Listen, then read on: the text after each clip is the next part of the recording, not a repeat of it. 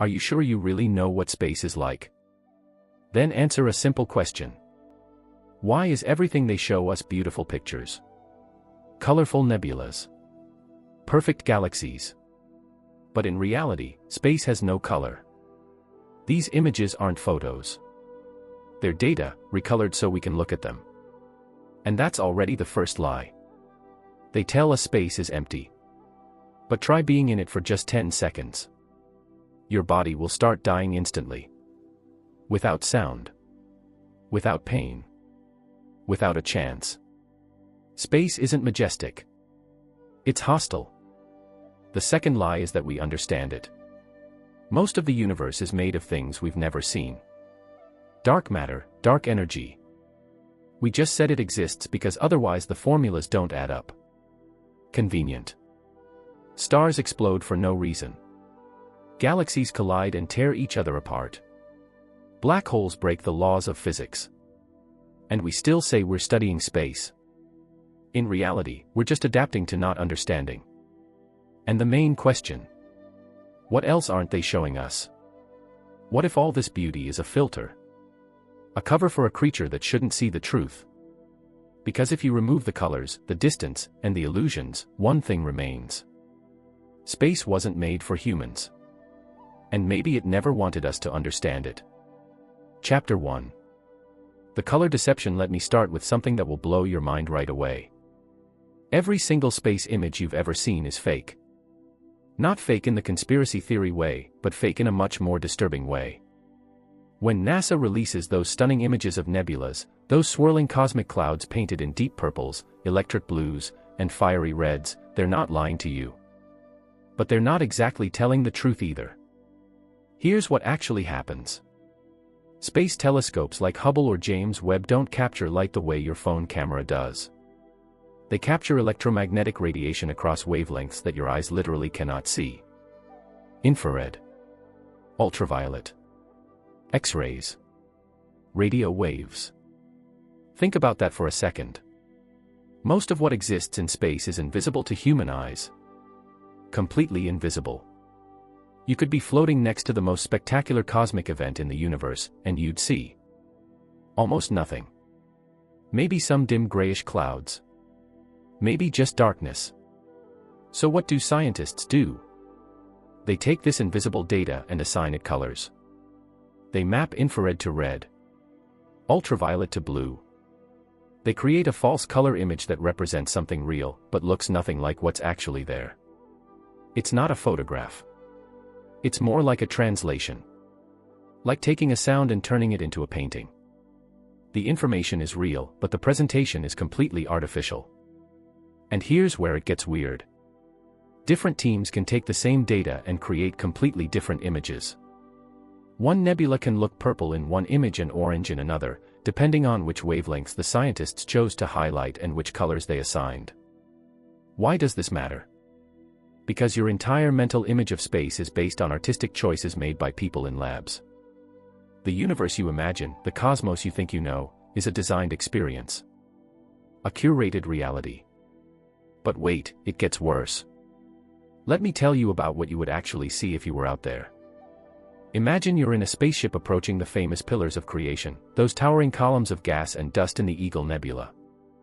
In the pictures, they're magnificent, glowing with golden browns and emerald greens, backlit by blue and violet stars.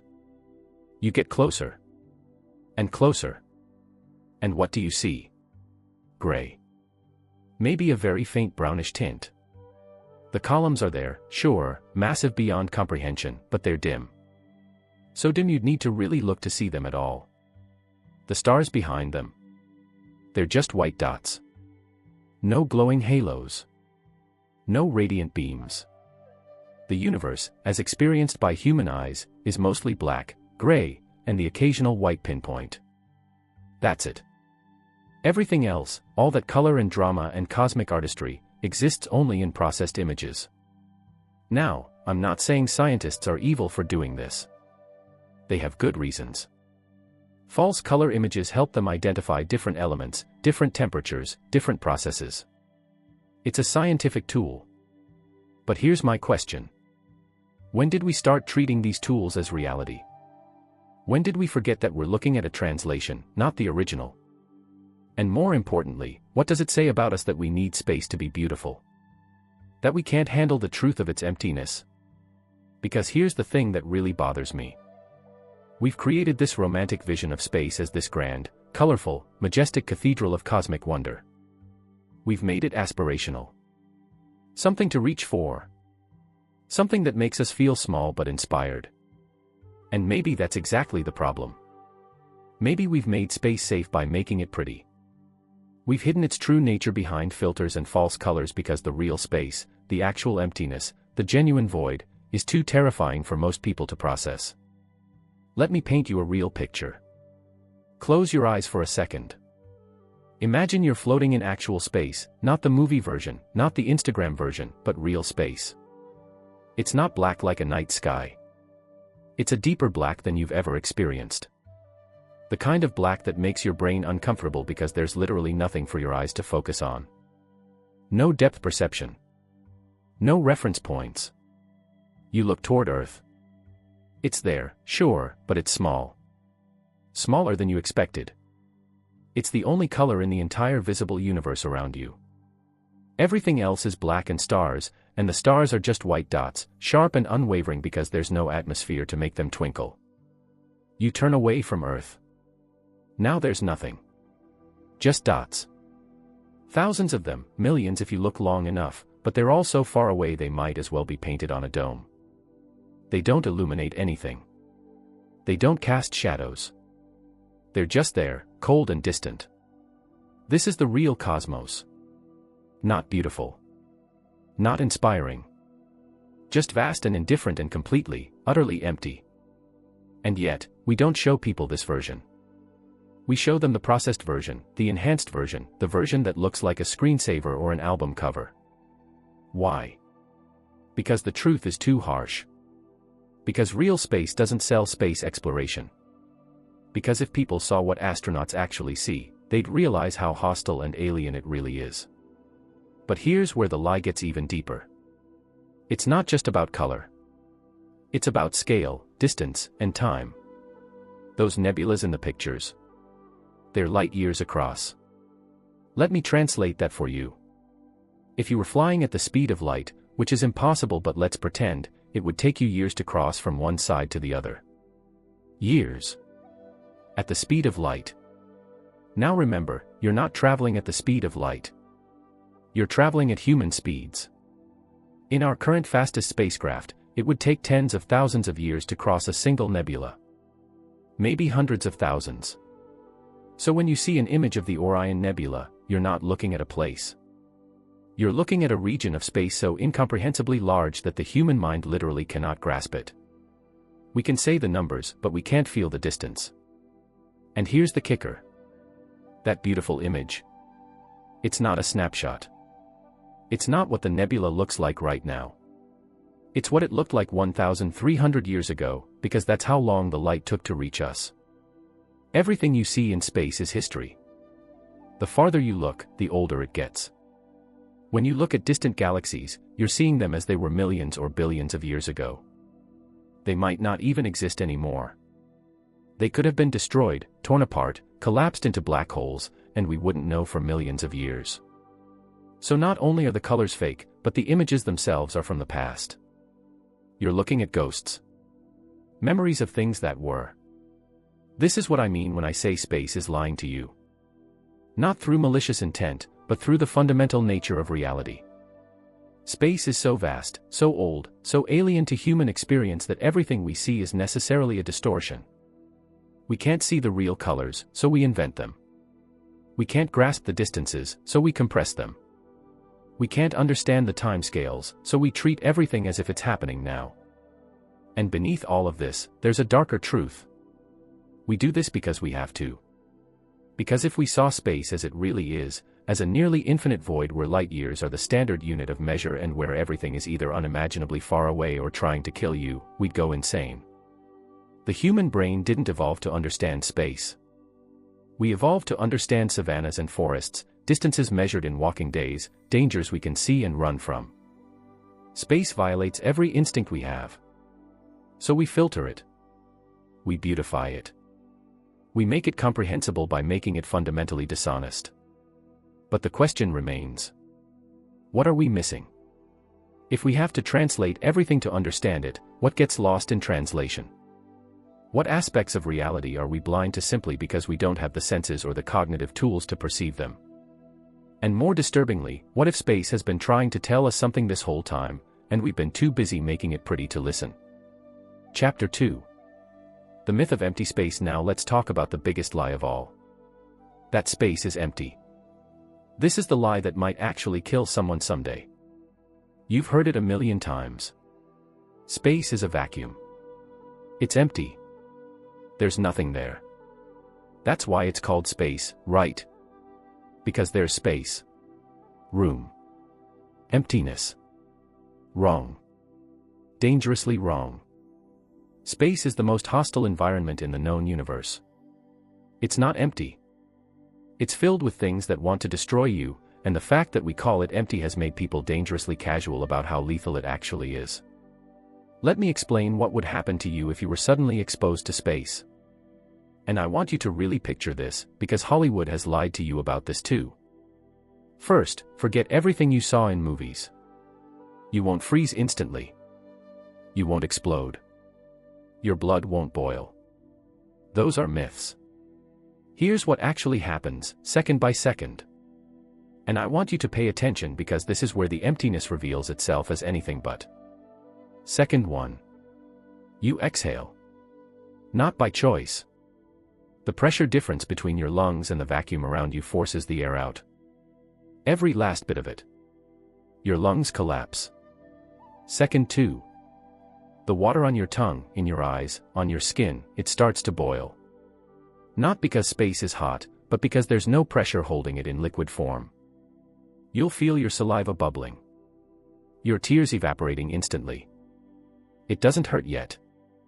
You're too confused for pain. Second 3. Your body starts to swell. Not explode, but swell. The dissolved gases in your blood, mostly nitrogen, start forming bubbles. It's like extreme decompression sickness, happening everywhere at once. You get bigger. Your skin stretches. Second 4. You're starting to lose consciousness. Not from cold, from oxygen deprivation. Your brain has about 15 seconds of oxygen in your blood, and the clock started at second 1. Second 5 to 15. This is where it gets bad. The swelling continues. Your veins are full of bubbles now. Your heart is still trying to pump, but it's pumping foam instead of blood. No oxygen is reaching your brain. You're seizing, probably. You can't see anymore because your eyes have dried out. Second 15. You're unconscious. But your body isn't done dying yet. Second 30 to 90. This is the window where you might still be revived if someone gets you into a pressurized environment. Your cells are dying from oxygen starvation, but some could still be saved. Your brain is damaged, but maybe not destroyed. You're in the gray zone between alive and dead. After 90 seconds, you're gone. Even if someone pressurized you now, too many cells are dead. Your brain has been without oxygen for too long. You're still technically intact, no explosions or freezing, but you're dead all the same. Now here's the truly disturbing part about all of this. The thing that makes space so perfectly designed to kill you. It doesn't hurt. At least not at first. Your body has pain receptors for heat, cold, pressure, cutting, tearing. We evolved these sensors over millions of years to tell us when we're in danger. Touch fire, feel pain. Get cut, feel pain. Fall and hit the ground, feel pain. But vacuum. We never evolved a sensor for that. Because we never encountered it. So when you're dying in space, for the first few seconds, it doesn't hurt. Your body doesn't even understand what's happening to it. It's dying in confusion. That's the emptiness of space. It's so alien to life, so far removed from anything our biology prepared us for, that we don't even have the capacity to properly register it as danger until it's already killing us. But wait. It gets worse. Because space isn't actually empty. It's full of things trying to kill you in slower, more insidious ways. Let's talk about radiation. This is the invisible death that space is soaked in. Back on Earth, we're protected by two things: our atmosphere and our magnetic field. These two shields block most of the radiation that's constantly bombarding our planet. Cosmic rays, solar wind, high-energy particles from distant stars and galaxies, they all get stopped before they reach us. In space, there's no shield. You're naked to the universe. Cosmic rays are hitting you constantly. These aren't rays of light. They're particles, sometimes just single atoms, moving at nearly the speed of light. When they hit you, they punch through your body like bullets, tearing through cells, ripping apart DNA. One cosmic ray won't kill you, but you're getting hit by thousands of them. Every day. Every hour. They're tearing microscopic holes through your cells, scrambling your genetic code, triggering mutations. This is why astronauts on the International Space Station have a higher cancer risk. They're still partially protected by Earth's magnetic field up there, but they're getting way more radiation than we are on the ground. Now imagine being in deep space, far from Earth, far from any protection. Your cells would be getting shredded constantly. Your DNA would be accumulating damage faster than your body could repair it. You'd age faster. You'd develop cancer faster. Your brain cells would start dying, leading to cognitive decline. And you wouldn't feel any of it. Radiation doesn't hurt. It just quietly destroys you at the cellular level. But it's not just cosmic rays. The sun itself is trying to kill you. Solar flares. These are explosions on the sun's surface that release enormous amounts of radiation and charged particles. On Earth, we see them as pretty auroras. In space, they're lethal. A big solar flare can release radiation levels that would kill an unprotected human in hours or days. And we can't predict them perfectly. They just happen. The sun gets angry and throws death in every direction, and if you're out there, you just have to hope you're not in the path. Then there's solar wind, the constant stream of charged particles flowing out from the sun. It's not as intense as a flare, but it's always there, always bombarding you, always adding to your radiation dose. And none of this even touches the really exotic stuff. Gamma-ray bursts from distant stars. Magnetars releasing unimaginable amounts of electromagnetic radiation. Pulsars sweeping beams of radiation across space like cosmic lighthouses of death. The universe is not empty. It's full of invisible threats, and we just happen to live on a planet that shields us from most of them. But the moment you leave that shield, you're in enemy territory. Now let's talk about micrometeoroids. You know what those are. Tiny bits of space debris, most of them smaller than a grain of sand, traveling at speeds up to 160,000 miles per hour. They're everywhere. Space is full of them. They're leftover dust from the formation of the solar system, fragments from asteroid collisions, debris from comets. They're flying in every direction at speeds that make bullets look slow. And they hit everything. The International Space Station gets hit constantly. Those impacts are so common that the station has been designed to withstand them. The windows get pitted and scarred. The hull gets dinged. And these are tiny particles. Grains of sand. Now imagine one hitting you. At those speeds, even a speck of dust carries kinetic energy equivalent to a small bullet. It would punch right through your spacesuit. Through your skin. Through your organs. You'd die before you even knew you were hit. And there's no way to see them coming. They're too small to track, too fast to dodge. You're just out there, hoping that the random distribution of space debris doesn't happen to include your location at any given moment. This is what empty space really means. It means there's nothing to protect you. Nothing to slow down the radiation. Nothing to stop the micrometeoroids. Nothing to provide air or pressure or warmth. Emptiness isn't the absence of danger. It's the absence of safety. But here's what really bothers me about the way we talk about space. We focus on the big, dramatic dangers. Black holes. Supernovas. Asteroid impacts. These are the cosmic catastrophes we make movies about. We ignore the mundane ways space will kill you. The slow death from radiation. The instant death from pressure loss. The random death from a particle too small to see. Because these deaths aren't dramatic. They're not cinematic. They're just effective. Space doesn't need to be malicious. It doesn't need to be actively hostile. It just needs to be what it is. A place where the conditions necessary for human life don't exist.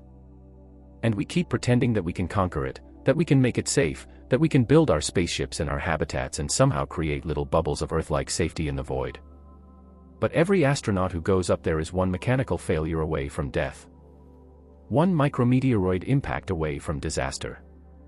One solar flare away from lethal radiation exposure. We've created this narrative about space exploration being noble and brave, and it is those things, but we've downplayed just how insanely dangerous it actually is. We've made it seem adventurous rather than nearly suicidal. And maybe we had to do that. Maybe if people really understood how hostile space is, how many different ways it's trying to kill you at any given moment, no one would ever go. Maybe the lie about emptiness is necessary to keep the dream of space exploration alive. But I think people deserve to know the truth. Space isn't a frontier waiting to be settled. It's not the ocean, where at least there's something to breathe before you die.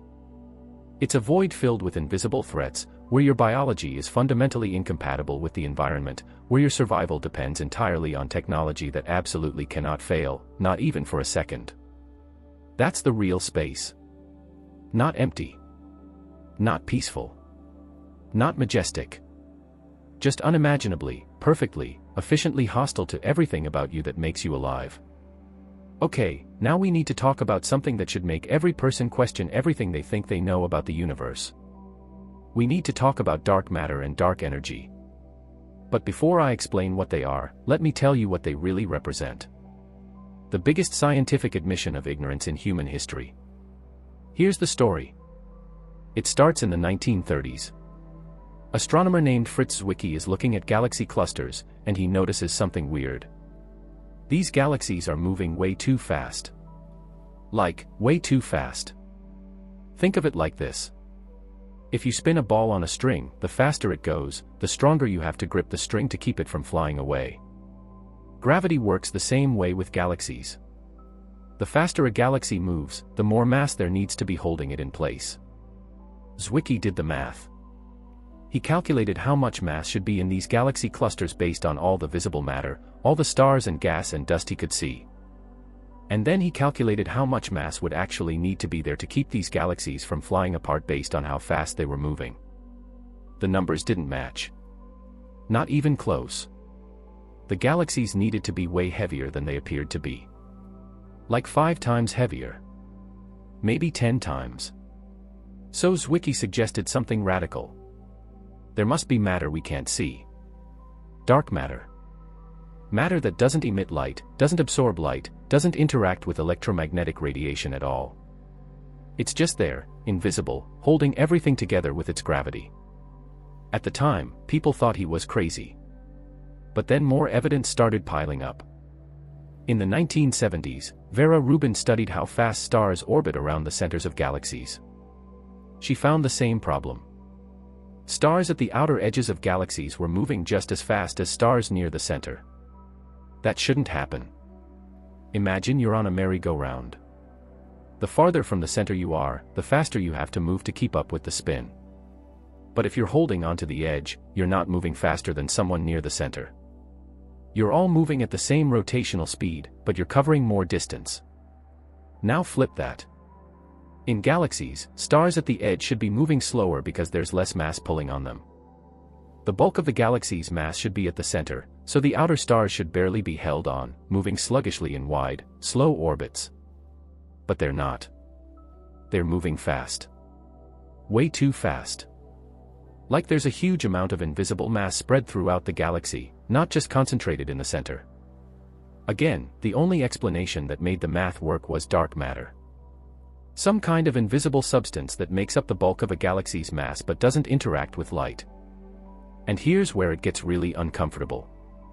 When scientists added up all the matter they could see in the entire universe, all the stars and planets and gas and black holes and everything that emits or absorbs light, and compared it to how much matter there needs to be to explain the gravity they observe, they found something disturbing. Visible matter makes up about 5% of the universe. Just 5%. Everything you can see, everything that's ever been photographed, every star in every galaxy, it's all just a tiny fraction of what's actually out there. The other 95% is stuff we've never seen. About 27% is dark matter. The remaining 68% is dark energy, which is even weirder, but we'll get to that. Let me be very clear about what this means. We don't know what 95% of the universe is made of. We've never seen it. We've never touched it. We've never directly detected it. We only know it exists because without it, our equations don't work. The galaxies would fly apart. The universe wouldn't have the structure it has.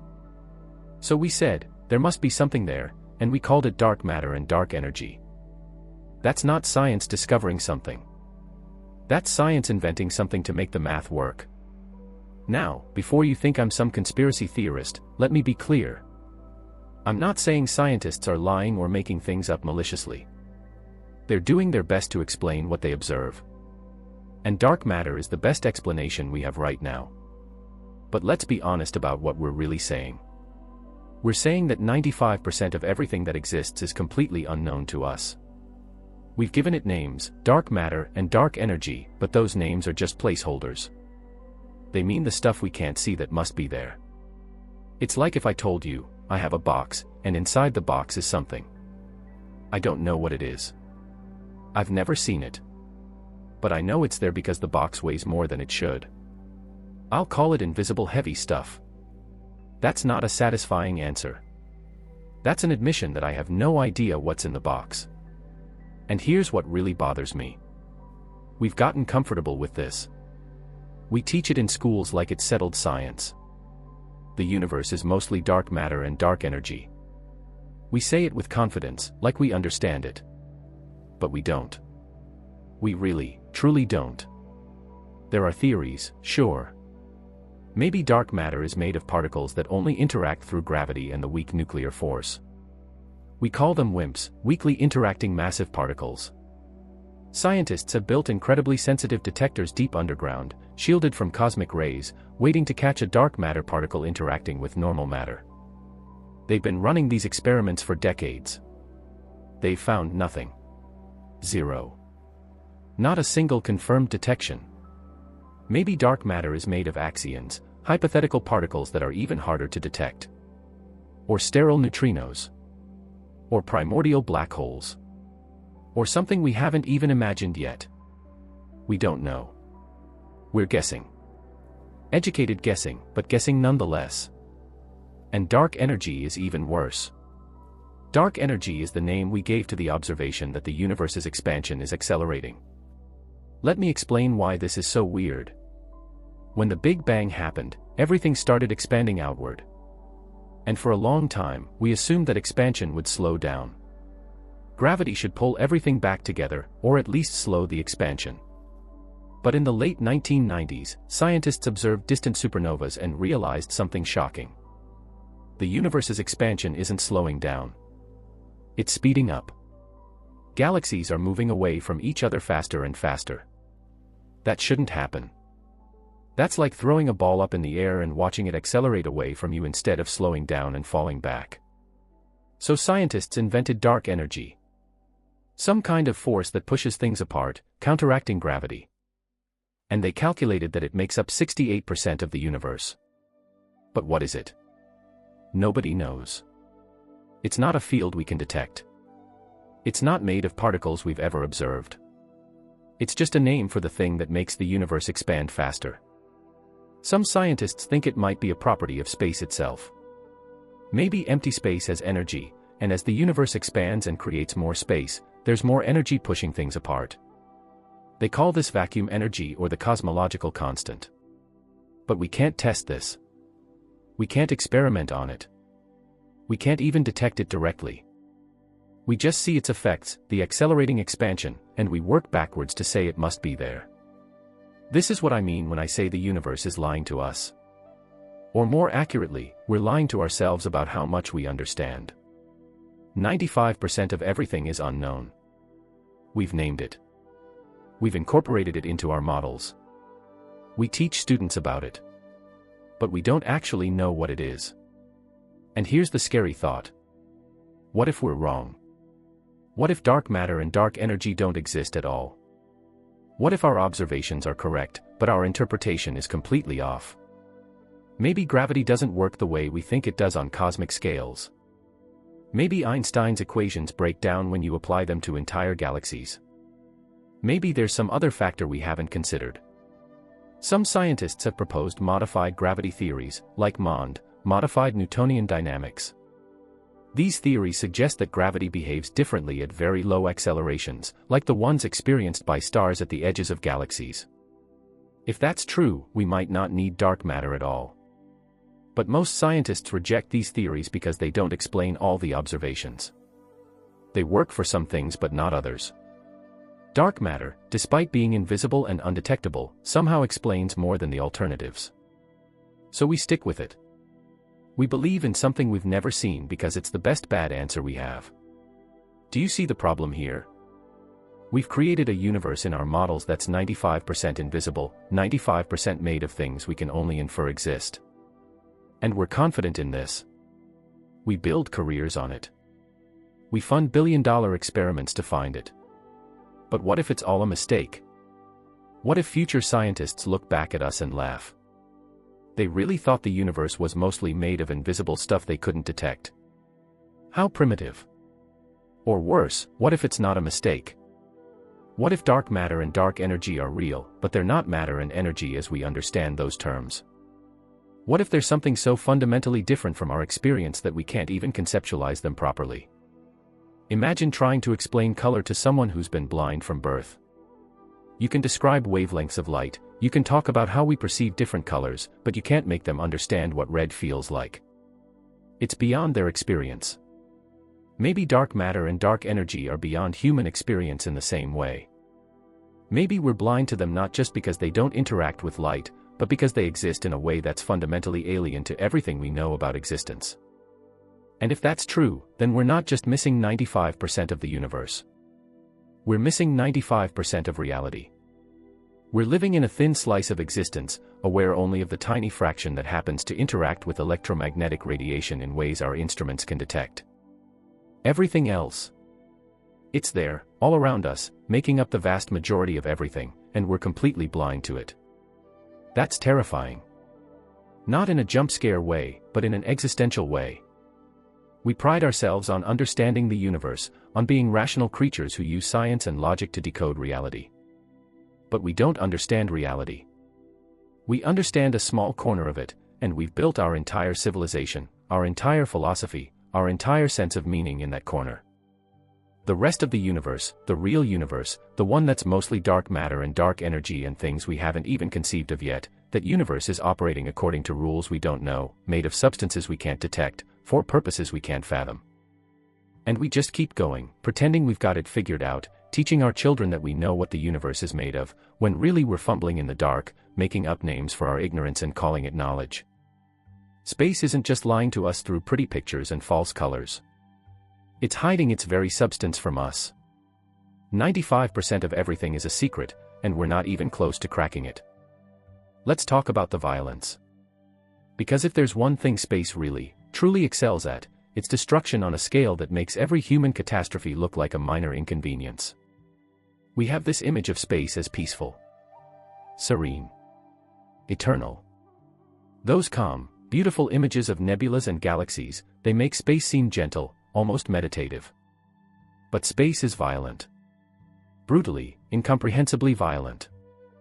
And the most violent events in space happen when stars die.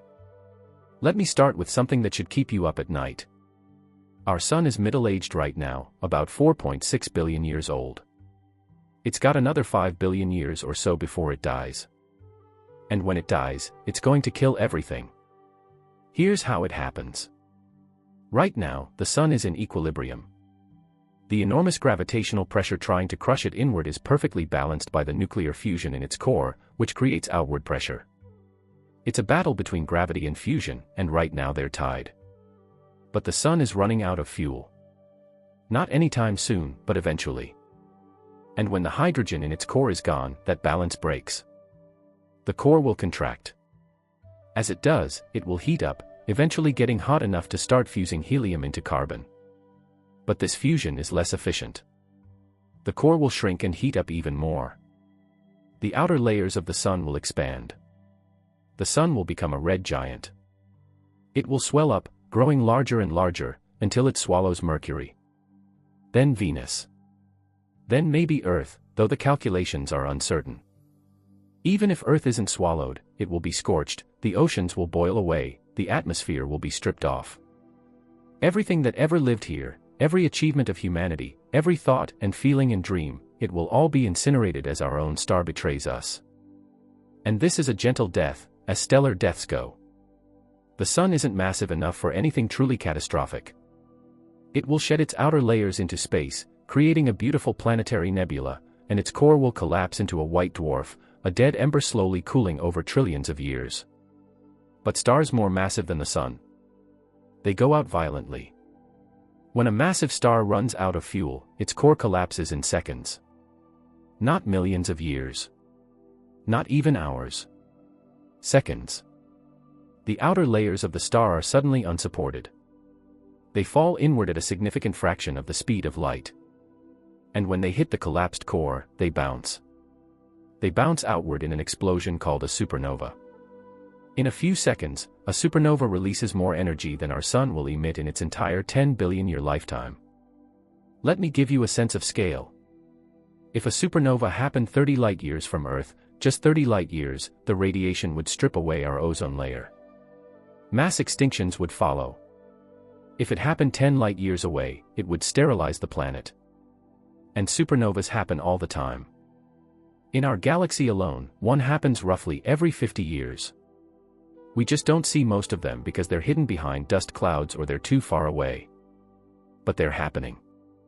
Stars are dying screaming, releasing energies that dwarf anything we can imagine, tearing themselves apart in a final act of cosmic violence. And that's not even the worst part. Sometimes, when a really massive star dies, it doesn't just explode. It collapses all the way down into a black hole. And in doing so, it releases a gamma-ray burst. Gamma-ray bursts are the most energetic events in the universe. Period. Nothing releases more energy. For a few seconds, a gamma-ray burst can outshine the entire rest of the universe combined. If a gamma-ray burst hit Earth, we'd be dead before we knew what happened.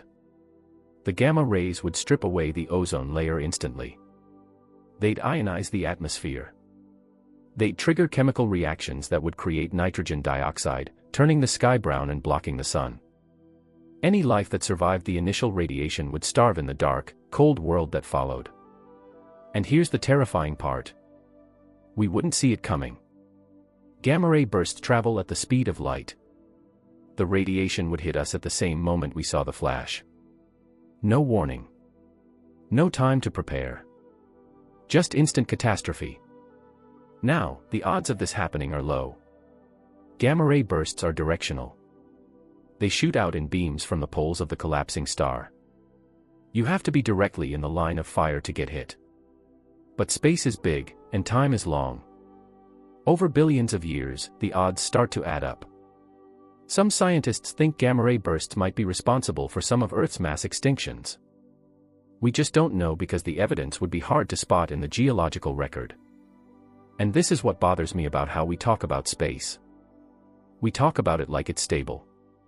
We point to the night sky and say, look, the stars are there, they've been there for thousands of years, they'll be there for thousands more. But that's only because we experience time on human scales.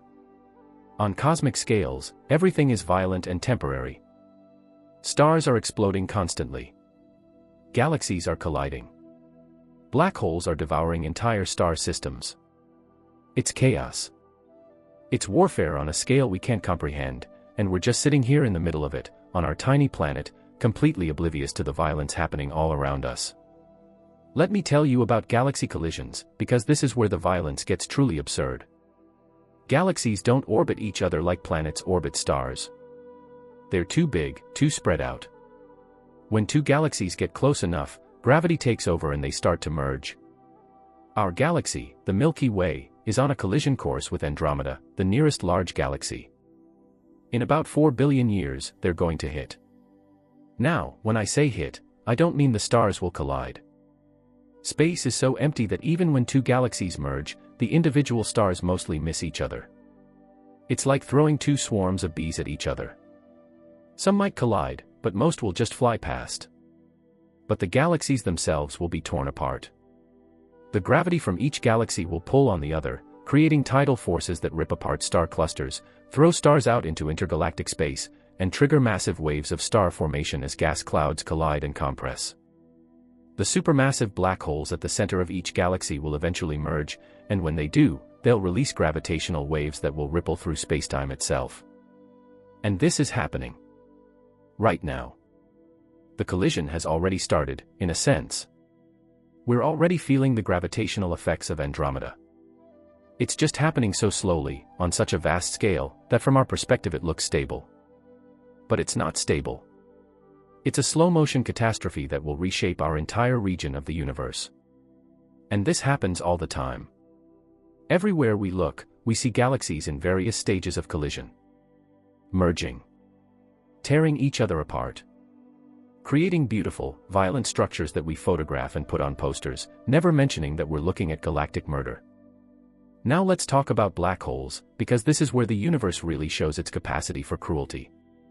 Black holes are regions of spacetime where gravity is so strong that not even light can escape. They're formed when massive stars collapse, or when matter accumulates in dense enough regions. And they're everywhere. The center of our galaxy has a supermassive black hole millions of times heavier than the Sun. Most galaxies have one. They're eating constantly, pulling in gas and dust and stars, growing larger.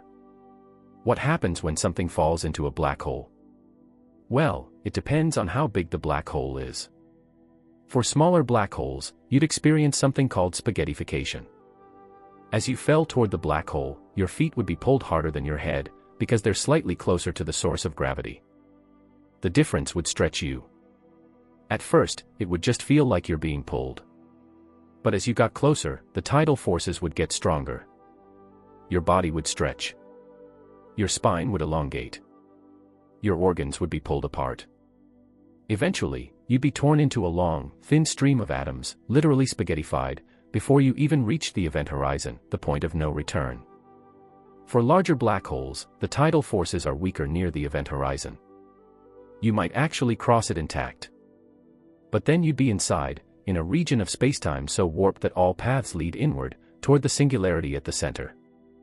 And nobody knows what happens there. Our physics breaks down. Time and space swap roles. Equations give infinite answers. It's a place where the rules of reality stop making sense. You'd be crushed out of existence in a region where the word existence might not even apply anymore. But here's what really gets me about black holes. They don't care. They're not evil. They're not trying to destroy things. They're just massive objects with gravity, doing what massive objects with gravity do. And yet, they're perfect killing machines. Once you cross the event horizon, there's no escape. Not because the black hole is trying to trap you, but because the geometry of spacetime itself has changed such that escape is literally impossible. All directions lead inward. It's a prison made of reality itself. And they're patient. Black holes can exist for trillions upon trillions of years. Long after the last stars have died, long after the universe has cooled and darkened, black holes will still be there, slowly evaporating through Hawking radiation, taking eons to disappear. They're the universe's way of saying, everything ends, and I'll be here to watch it happen. But there's something even stranger than black holes. Something even more violent and inexplicable. Magnetars. Magnetars are neutron stars, dead stellar cores so dense that a teaspoon of their material would weigh as much as a mountain. But magnetars have magnetic fields trillions of times stronger than Earth's. These magnetic fields are so intense that they warp the structure of empty space itself. If you got within 600 miles of a magnetar, the magnetic field would be strong enough to disrupt the molecular bonds in your body. You'd disintegrate at the atomic level. But magnetars don't just sit there. Sometimes, they have what's called a star quake. The crust of the neutron star cracks and shifts, releasing enormous amounts of magnetic energy in a fraction of a second.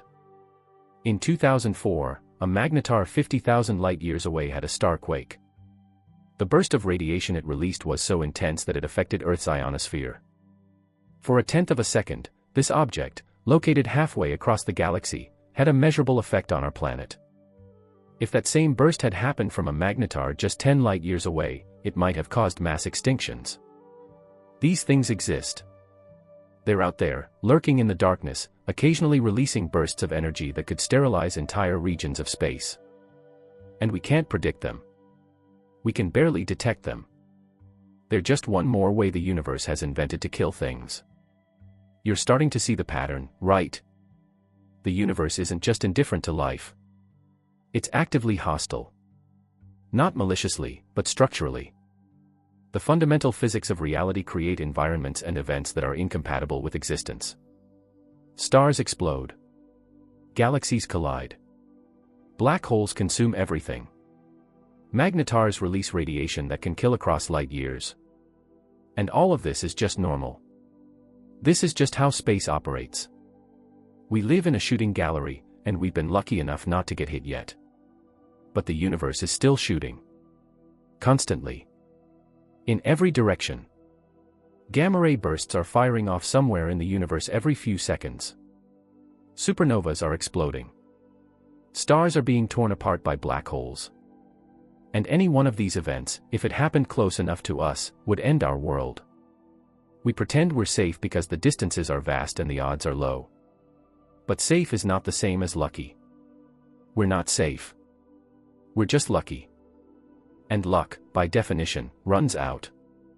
This is what space is really like. Not the peaceful, majestic cathedral of stars we show in pictures. But a war zone.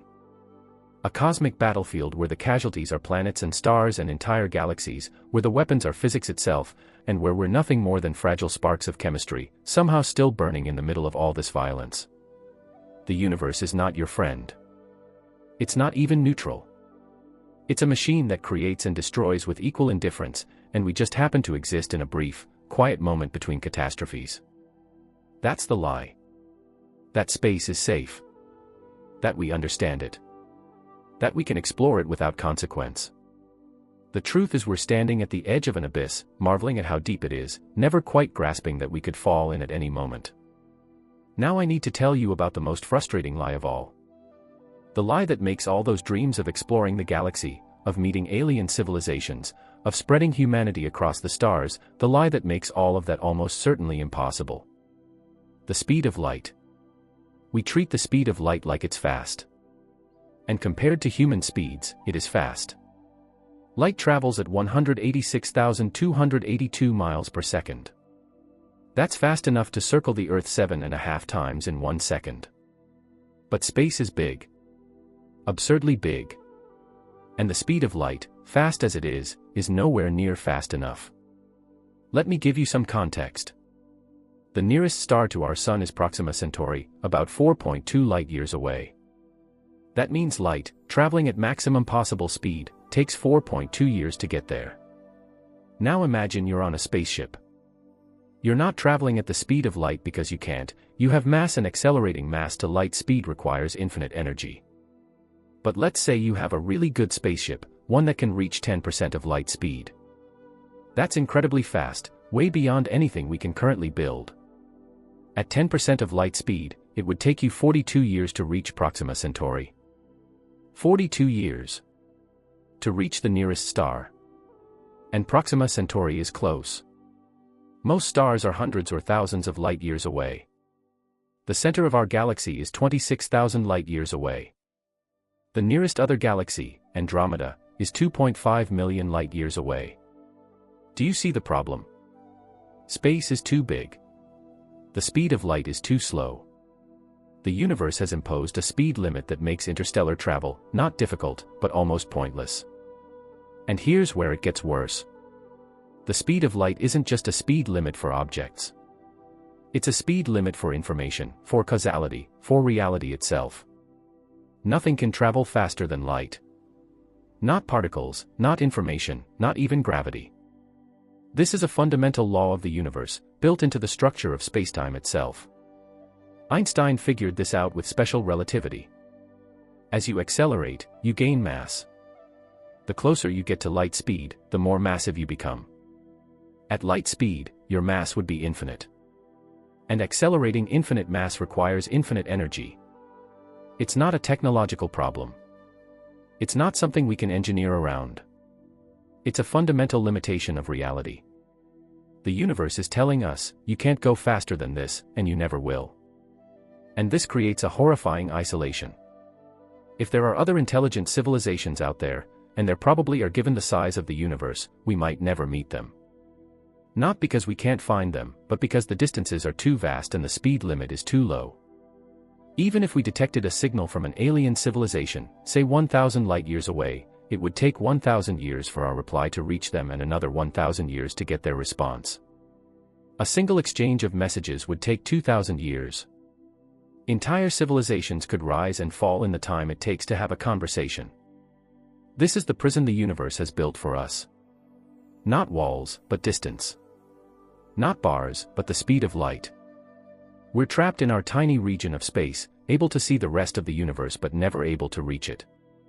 And it gets even worse when you consider time dilation. According to special relativity, time passes differently for objects moving at different speeds. The faster you go, the slower time passes for you relative to someone who's stationary. If you're on a spaceship traveling at near light speed, time inside the ship would pass normally for you. But for everyone back on Earth, time would be passing much faster.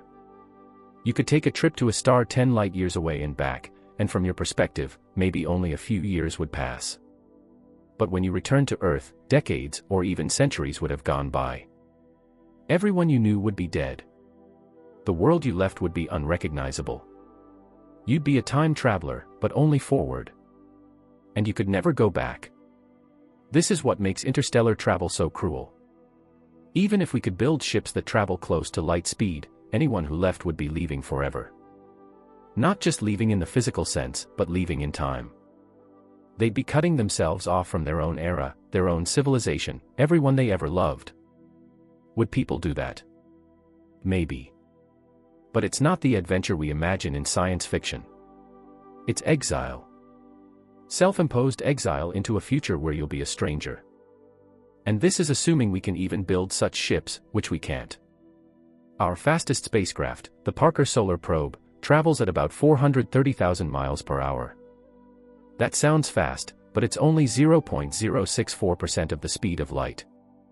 At that speed, it would take over 6,500 years to reach Proxima Centauri. And that's our fastest spacecraft ever. To get to meaningful fractions of light speed, we'd need propulsion technologies that don't exist. Nuclear pulse propulsion. Antimatter rockets. Solar sails pushed by lasers. All theoretical. All requiring resources and technologies we don't have.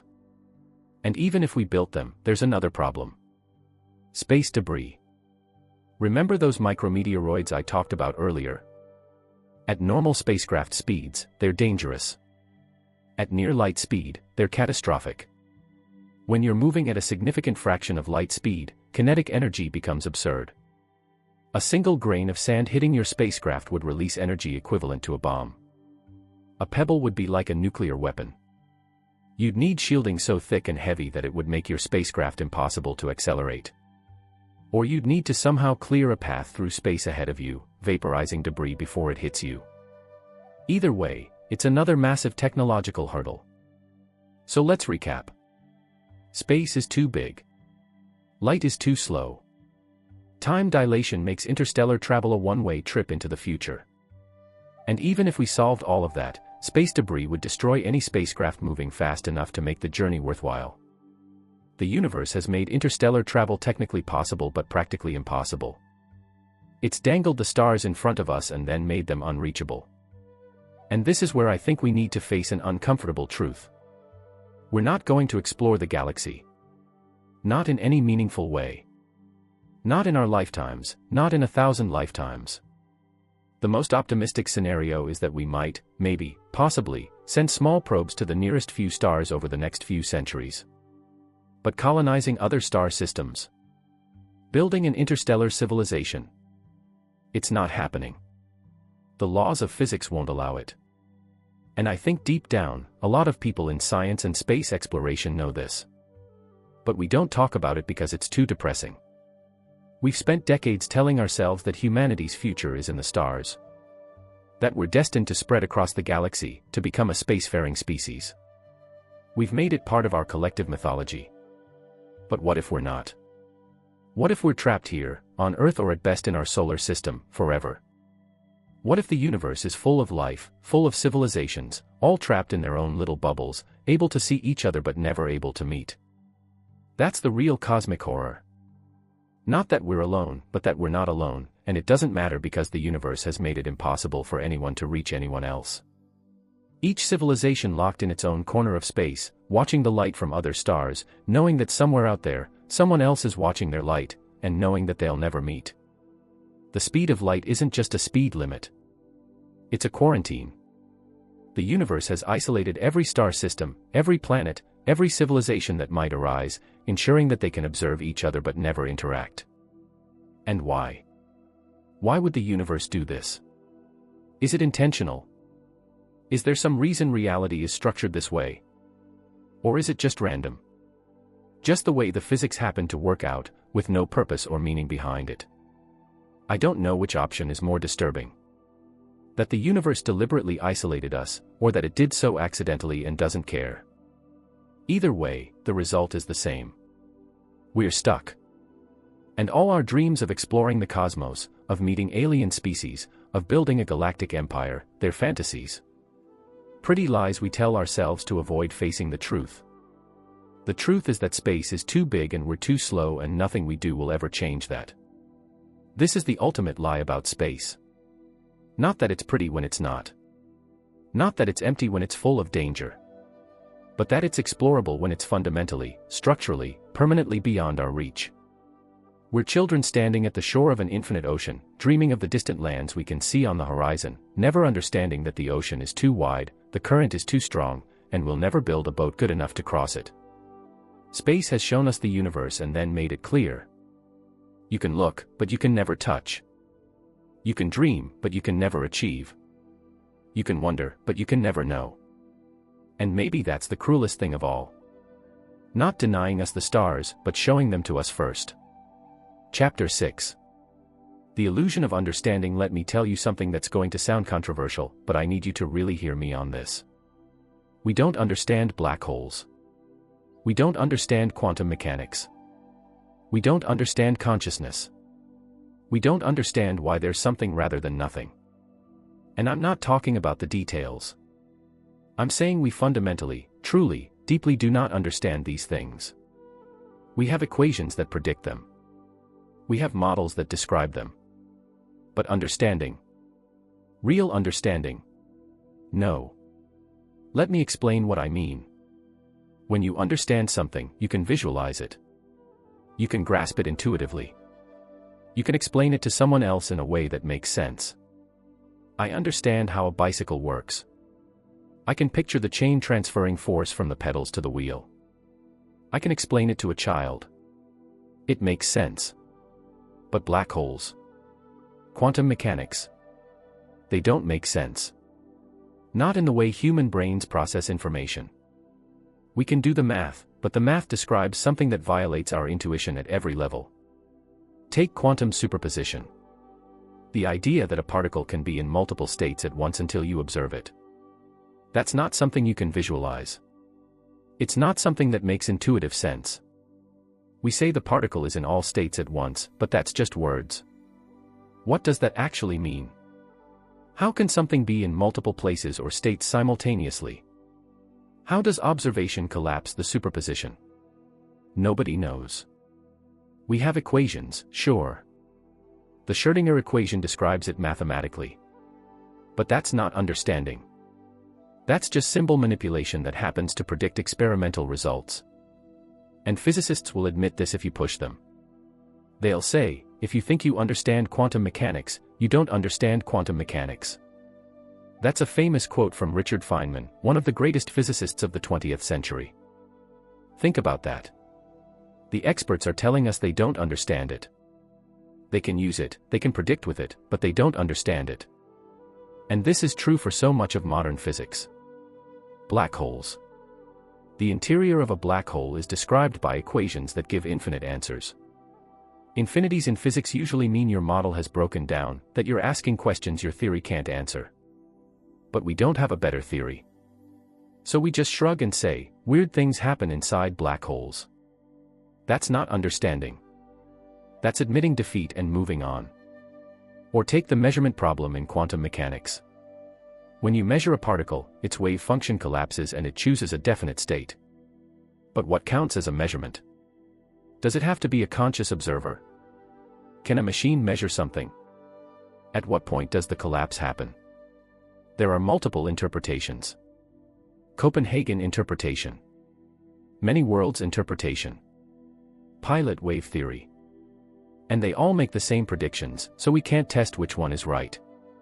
In other words, we have no idea what's actually happening. We have mathematical frameworks that work, but we don't know what they mean. This is what I mean when I say the universe is lying to us. Or more accurately, we're lying to ourselves. We're pretending we understand things that we've merely described. And nowhere is this more obvious than with the Big Bang. We teach it as settled science. The universe began 13.8 billion years ago in a massive expansion from an infinitely dense point. But do we actually understand that? What does infinitely dense mean? Infinity is a mathematical concept, not a physical one. When your equations give you infinity as an answer, it usually means your equation is wrong, or at least incomplete. And what came before the Big Bang? The standard answer is nothing, or the question doesn't make sense because time began at the Big Bang. But that's not satisfying. That's not an explanation. That's a dodge. Some physicists propose that time is cyclical, that the Big Bang was preceded by a big crunch, and the universe expands and contracts eternally. But we can't test that. Other physicists propose the multiverse, that our Big Bang is just one of countless others, each creating its own universe with its own laws of physics. Again, untestable. These aren't scientific theories. They're speculation dressed up in equations. And yet we talk about them with confidence, as if we figured something out. Here's my real concern. We've gotten so good at math, so good at creating models and running simulations, that we've mistaken the map for the territory. We think because we can describe something mathematically, we understand it. But math is just a language. A useful language, an incredibly powerful language, but still just a language. And like any language, it can describe things that don't exist or misrepresent things that do. When we say space is curved, we're using mathematical language from general relativity. The equations work beautifully. They predict the bending of light around massive objects, the orbits of planets, the existence of black holes. But what does it actually mean for space to be curved? Space isn't a thing. It's the absence of things. How can nothing be curved? We use the word curved because it helps us visualize the math, but the math is describing something that doesn't fit into human concepts like curved or straight. This is the fundamental problem. The universe operates according to rules that are comprehensible mathematically but not intuitively. And we're so used to this by now that we've stopped questioning it. We've accepted that reality is weird, that it doesn't make sense, that our brains aren't equipped to understand it. And we've called this acceptance understanding. But it's not. It's surrender. We've surrendered to the universe's incomprehensibility and dressed it up as scientific achievement. We've said, we can't understand it, but we can predict it, and that's good enough. But is it? Is predicting the same as understanding? If I give you a black box that takes an input and gives an output, and you figure out the pattern so you can predict what output you'll get for any input, do you understand the black box? Or have you just mapped its behavior? This is where we are with physics. We've mapped the behavior of the universe. We can predict a lot of things. But we don't understand why it behaves this way. We don't understand what it actually is. And I think this is important because it means we're much more ignorant than we pretend to be. We've built our entire technological civilization on physics we don't truly understand. We've split the atom without understanding what an atom really is. We've built quantum computers without understanding what quantum superposition actually means. We're like people who've learned to use a computer without understanding how it works. We know which buttons to push, but we don't know why pushing them does what it does. And this ignorance has consequences. It means we're constantly surprised when experiments don't match predictions. It means we keep discovering new things that contradict what we thought we knew. The Higgs boson. Dark matter. Dark energy. Cosmic inflation. These aren't minor details. These are fundamental aspects of reality that we didn't know about until recently, and in some cases still don't really understand. Every few decades, we have to revise our models because we find something that doesn't fit. And every time, we act surprised, as if we thought we had it all figured out. But we never had it figured out. We just had equations that worked within a certain range. And when we pushed beyond that range, the equations broke down and we realized we were missing something fundamental. This will keep happening. Because we don't understand reality. We've just built increasingly sophisticated models of it. And models, no matter how good, are never the same as the thing they're modeling. Here's what really keeps me up at night. What if there are aspects of reality that we can't even detect, let alone understand? What if our instruments, our equations, our entire scientific method, is only capable of revealing a small slice of what's actually there? We already know this is true to some extent. We can't see dark matter. We can't detect dark energy directly. These things reveal themselves only through their effects on things we can see. So what else is out there that we can't detect at all? What if there are entire dimensions of reality that don't interact with normal matter in any way we can measure? What if the universe is full of processes and entities and phenomena that are forever beyond our ability to observe? This isn't science fiction. This is a real possibility that some physicists take seriously. String theory proposes extra dimensions we can't access. Some interpretations of quantum mechanics suggest parallel realities. These ideas come from math, from attempts to make our equations more consistent.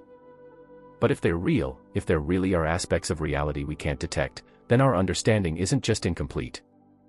It's hopelessly limited. We're not just missing details. We're missing entire categories of existence. And the universe isn't going to tell us what we're missing. It's just going to keep operating according to rules we can't perceive, and we're going to keep stumbling around, mapping what we can see, thinking we're making progress. But progress toward what? Complete understanding. We'll never get there. We can't. The universe is too complex, too strange, too fundamentally alien to human cognition.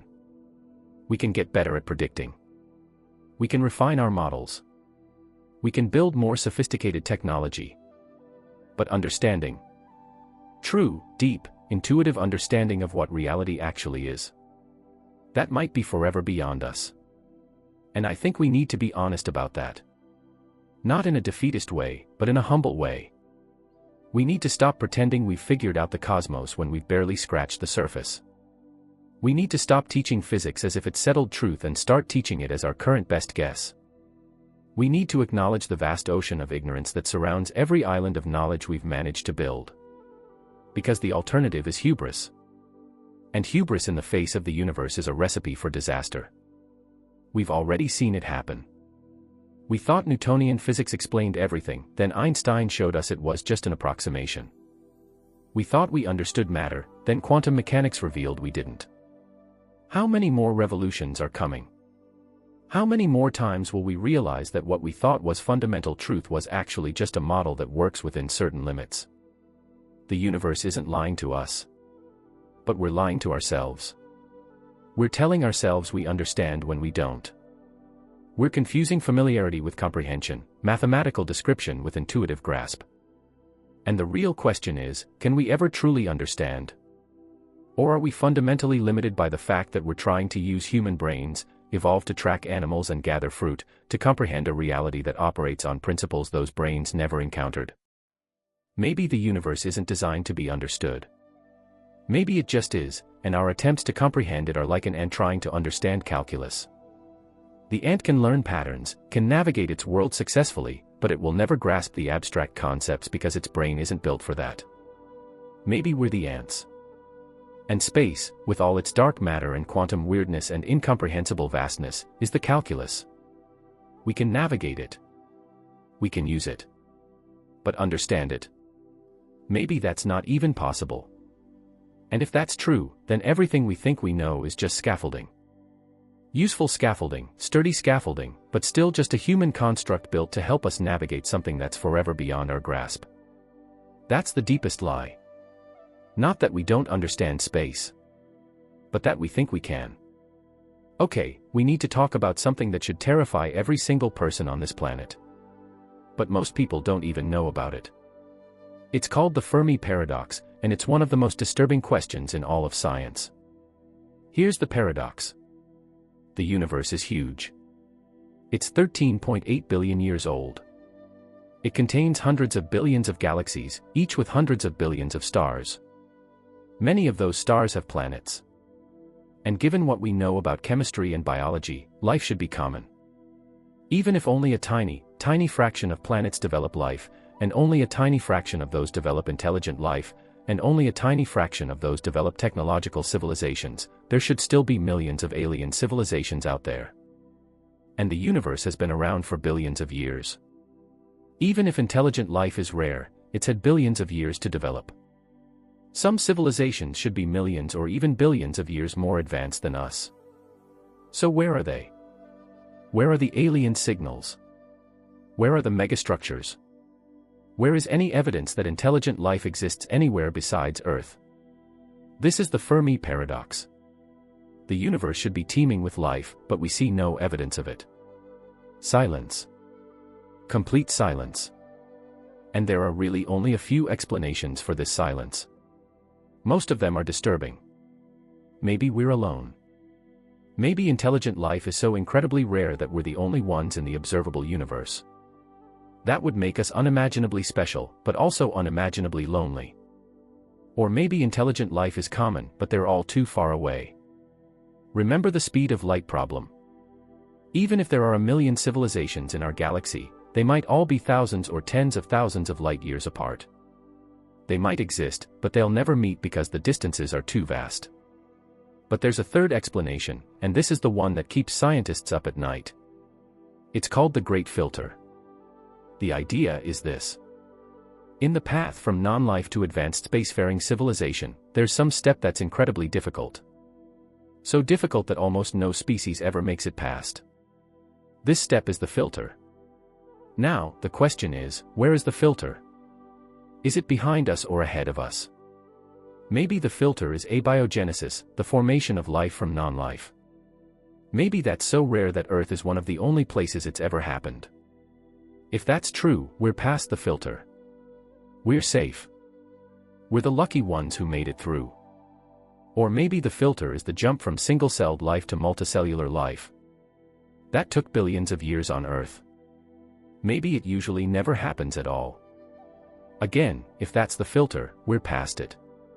But what if the filter is ahead of us? What if there's something in the path from where we are now to becoming a spacefaring civilization that almost no species survives? Maybe it's nuclear weapons. Maybe every civilization discovers nuclear technology and inevitably destroys itself in a war. We came close during the Cold War. We're still close now. Maybe it's climate change. Maybe every technological civilization industrializes, pumps greenhouse gases into their atmosphere, and cooks their own planet before they can get off it. Maybe it's AI. Maybe every civilization that develops artificial intelligence creates something that destroys them. This is a real concern among AI researchers. We might be decades away from creating something more intelligent than us, and we have no idea how to make sure it stays aligned with human values. Or maybe it's something we haven't even encountered yet. Some danger that every civilization faces once they reach a certain level of technology, and almost none of them survive. This is the Great Filter hypothesis. And if the filter is ahead of us, it means we're in danger. It means that somewhere between here and becoming a galactic civilization, there's a trap. A bottleneck. Something that kills almost everyone who reaches it. And the silence we see when we look at the stars. That's the evidence. All those civilizations that should have made it, they didn't. They hit the filter and died. And their planets are now quiet, just like ours will be if we don't make it through. Here's why this is so disturbing. We're looking for alien life. We're searching for signals, scanning the skies, hoping to find evidence that we're not alone. And every year we find nothing. Most people think this is just because we haven't looked hard enough yet. But what if the reason we're not finding anyone is because they're all dead? What if the galaxy is full of dead civilizations, extinct species that almost made it but hit the filter and failed? What if we're looking at a graveyard? There's even a darker version of this. Some scientists have proposed that maybe advanced civilizations don't stay silent because they want to. Maybe they stay silent because they have to. Maybe there's something out there that destroys any civilization that makes too much noise. This is called the dark forest hypothesis. The idea is that the galaxy is like a dark forest, and every civilization is a hunter hiding in the trees. You stay quiet because if you make noise, something might hear you. And if something hears you, it might kill you. Why? Because resources are finite. Because other civilizations might see you as a threat. Because in a universe where the speed of light limits communication, you can't negotiate or establish trust with someone light years away. So the safest strategy is to stay hidden and destroy anyone you detect before they can threaten you. If this is true, then looking for aliens is the worst thing we could possibly do. Every signal we send out, every radio wave we broadcast into space, it's like shouting in that dark forest. And if something hears us, we might have just signed our own death warrant. Now, I don't know if the dark forest hypothesis is true. Most scientists think it's too paranoid. But the fact that we're even discussing it seriously shows how disturbing the Fermi paradox is. We expected to find a universe full of life. Instead, we find silence. And that silence demands an explanation, and none of the explanations are comforting. Either we're alone, which is terrifying in its own way. Or everyone else is dead, which suggests we're next. Or everyone else is hiding, which suggests there's something to hide from. Let me give you another angle on this. Carl Sagan once said that we're made of star stuff. And he was right. The atoms in your body were forged in the cores of stars billions of years ago. We're literally made from the universe. But here's the thing. The universe has been making stars for 13 billion years. It's been creating planets for almost as long. The Earth is only 4.5 billion years old. There are planets out there that are twice as old as Earth. Maybe 3 times as old. If life is common, those planets should have had intelligent civilizations billions of years ago. They should be so advanced compared to us that we can't even comprehend their technology. So where are they? Why haven't they contacted us? Why haven't they colonized the galaxy? Why haven't they built structures so massive we can see them from light years away? The Kardashev scale rates civilizations by their energy use. Type I civilizations use all the energy available on their planet. Type II civilizations use all the energy from their star. Type III civilizations use all the energy from their galaxy.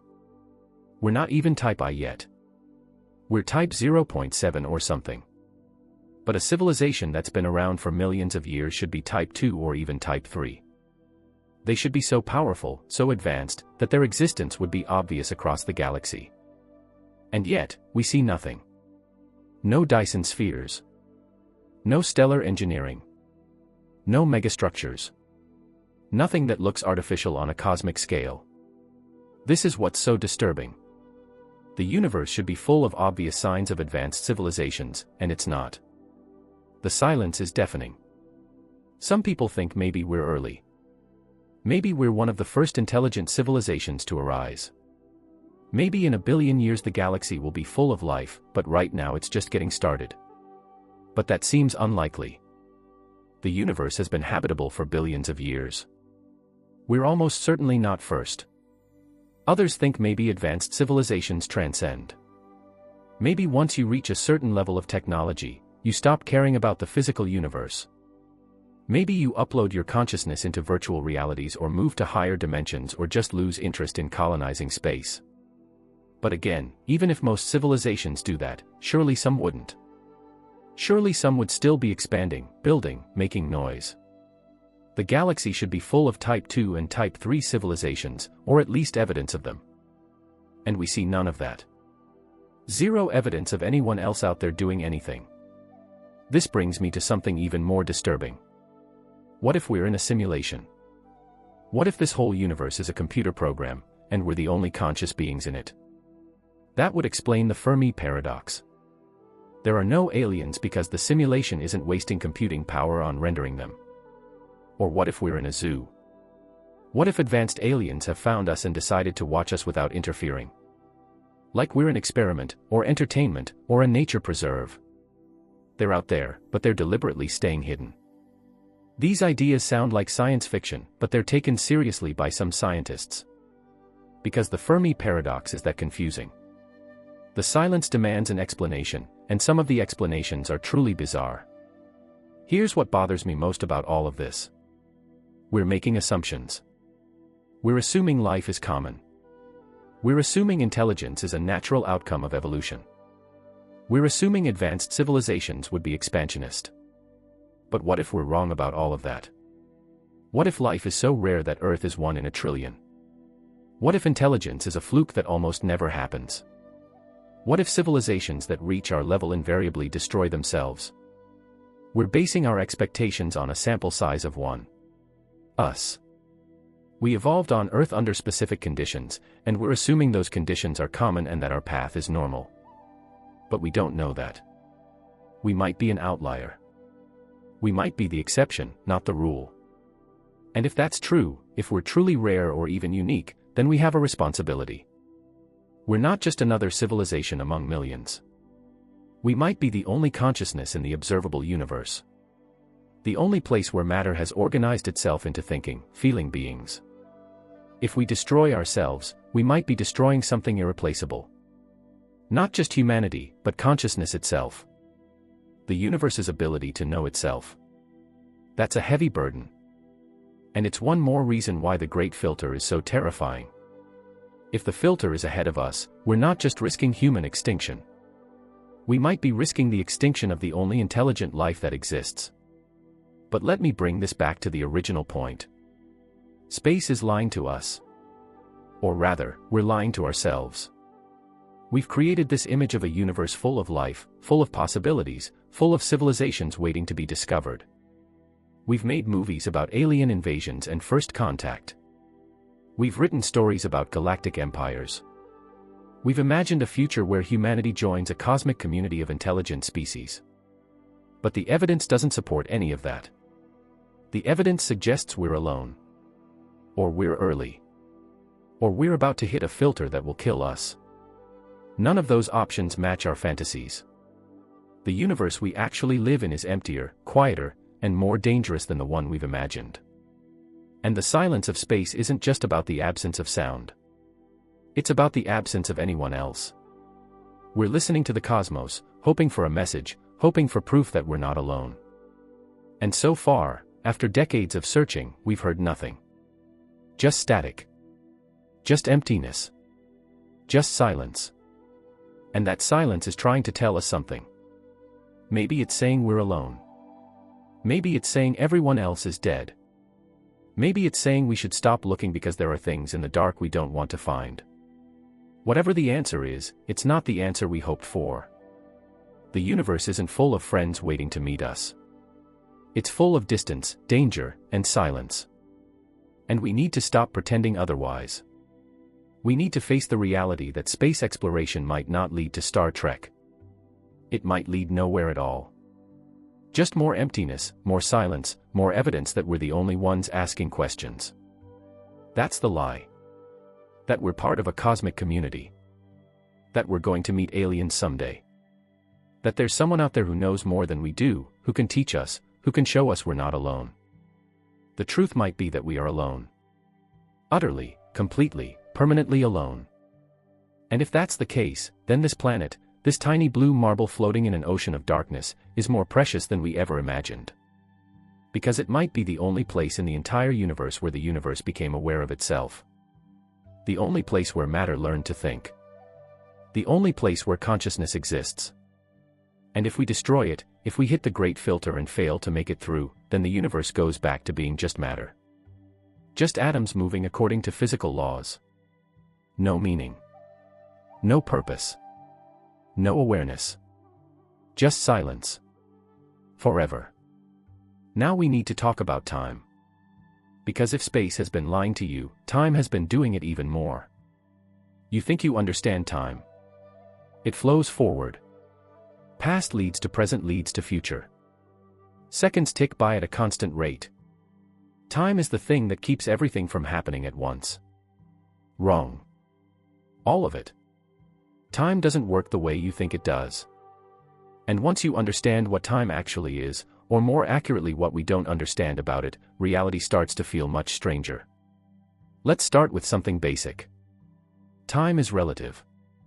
Not in a philosophical way, but in a literal, measurable, physical way. Einstein proved this with special relativity. Time passes at different rates depending on how fast you're moving. If you're moving close to the speed of light, time slows down for you relative to someone who's stationary. This isn't theory. This is measured fact. We've sent atomic clocks on jets around the world and compared them to stationary clocks. The moving clocks run slower. By tiny amounts, fractions of a second, but measurably slower. GPS satellites have to account for this. They're moving fast enough and in a different gravitational field that time passes differently for them than for us on the ground. If we didn't correct for this, GPS would be off by miles. But here's what's weird about this. It's not that moving clocks just appear to run slower. They actually do run slower. From the moving clock's perspective, time is passing normally. But from the stationary perspective, the moving clock is experiencing time more slowly. Both perspectives are equally valid. Time itself is passing at different rates for different observers. There's no universal clock. There's no absolute time that everyone agrees on. This gets even weirder with gravity. General relativity tells us that gravity also affects time. The stronger the gravitational field, the slower time passes. This has been tested too. Atomic clocks at sea level run slower than atomic clocks on mountaintops because sea level is closer to Earth's mass and experiences stronger gravity. Again, this is a real, measurable effect. Time is not constant. It's flexible. It bends and stretches based on motion and gravity. Now think about what this means. You and I are experiencing time at slightly different rates right now. If you're sitting down and I'm standing up, we're at different heights, experiencing different gravitational pull, and time is passing at infinitesimally different rates for us. If you're moving and I'm stationary, same thing. Different rates of time. It's such a small difference that we'll never notice it in our lifetimes. But it's real. Your clock and my clock are not ticking at exactly the same rate. There is no universal now that we both share. And this creates paradoxes. Lots of them. The twin paradox is the famous one. One twin gets on a spaceship and travels at near light speed to a distant star and back. The other twin stays on Earth. When the traveling twin returns, they're younger. Significantly younger. From their perspective, maybe only a few years passed. From the Earth twin's perspective, decades passed. Both perspectives are correct. Both twins experience time, but they experience different amounts of time. Time literally passed slower for the traveling twin. This isn't science fiction. This is physics. If we had the technology to send someone on a near light speed journey, this would actually happen. They'd return younger than their twin. It's been verified with particle accelerators. Particles moving at high speeds decay slower than stationary particles. Their internal clocks run slower. Time is not universal. It's personal. Your time is not my time. We're all moving through time at our own rates, and those rates depend on our motion and the gravity we're experiencing. But it gets so much weirder than that. According to the equations of general relativity, time travel is possible. Not just time dilation, but actual time travel into the past. Certain solutions to Einstein's equations allow for closed time-like curves. These are paths through spacetime that loop back on themselves. You could, in theory, travel along one of these curves and arrive at a point in time before you left. Wormholes, if they exist, could theoretically be used for time travel. Rotating black holes, called Kerr black holes, have properties that might allow for time travel. The Tipler cylinder, a theoretical massive cylinder rotating at near light speed, could create closed time-like curves. None of these have been observed in nature. We don't know if they're physically possible or just mathematical curiosities. But the fact that our best theory of gravity allows for time travel should tell you something. Time is not the simple, one-directional thing we experience. And then there's the block universe. This is the idea that comes from special relativity. If there's no universal now, if different observers disagree about which events are happening simultaneously, then maybe all of time exists at once. Past, present, and future are all equally real. They all exist. You think the past is gone and the future hasn't happened yet, but that's just your perspective as you move through time. From a higher dimensional viewpoint, all of time is laid out like a landscape. The Big Bang is over there. The heat death of the universe is over there. Your birth, your death, everything that ever happens, it's all there, existing simultaneously. This is called eternalism or the block universe theory. And it's a serious interpretation of relativity. If it's true, then nothing ever really happens. Everything always exists. You're not moving through time. You're statically positioned at your particular place in the timeline, and your consciousness gives you the illusion of movement. Free will in this model becomes questionable. If the future already exists, then your choices are already made. You're just experiencing them sequentially, but they were always there, set in stone in the block of spacetime. Now, not all physicists accept the block universe. There are other interpretations. But the fact that it's even on the table should disturb you. Our best scientific understanding of time suggests that it might not flow at all. That might be an illusion created by consciousness. And speaking of consciousness, let's talk about the arrow of time. Time has a direction. Past to future. We remember the past but not the future. Eggs break but don't unbreak.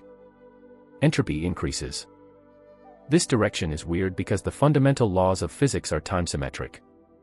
If you watch a video of fundamental particles interacting and you play it backward, it looks just as valid. The laws of physics work the same forward or backward in time. But we don't experience time that way. We experience it with a direction. The past is set. The future is open. Things age and decay. Entropy increases. Why? Why does time have an arrow at all if the fundamental laws don't prefer one direction? The answer has to do with entropy and the second law of thermodynamics. Entropy, roughly speaking, is disorder. And the second law says that entropy always increases. Things go from ordered to disordered, not the other way around. This gives time a direction. The past is the direction of lower entropy. The future is the direction of higher entropy. But why was entropy low in the past?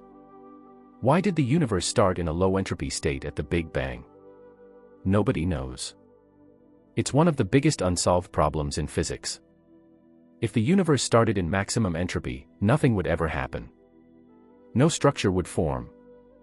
No stars, no planets, no life. The fact that we exist means the universe started in a very specific, very low entropy state. But why?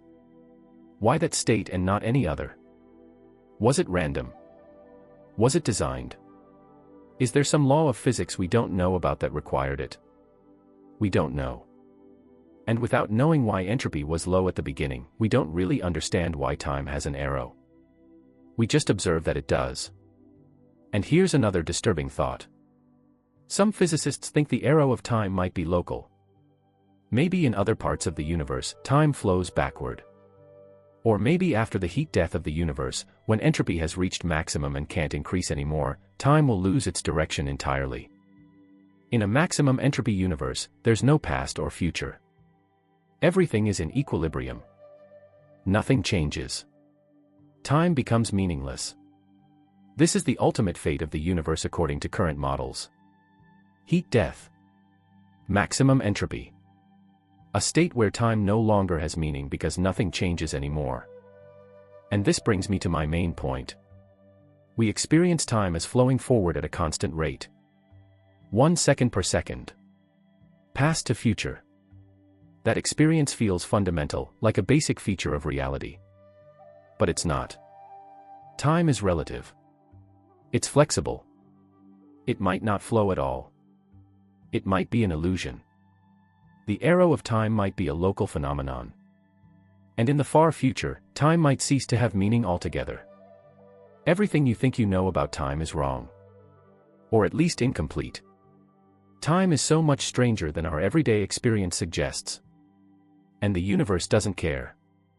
The universe doesn't experience time the way we do. On cosmic scales, time is just another dimension, no more special than the 3 dimensions of space. We're stuck experiencing it sequentially, one moment after another, unable to see the bigger picture. We're like characters in a book who think the story is being written as they experience it, not realizing that from the reader's perspective, the whole book exists at once. This is what I mean when I say space and time are lying to us. They're not lying maliciously. They're just being what they are. And what they are is so fundamentally different from our everyday experience that our brains can't properly process it. We evolved to experience time as flowing forward.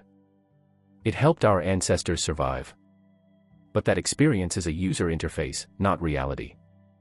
Reality is weirder, more complex, and less intuitive than anything we're equipped to understand. Time doesn't flow. Or it does, but at different rates for different observers.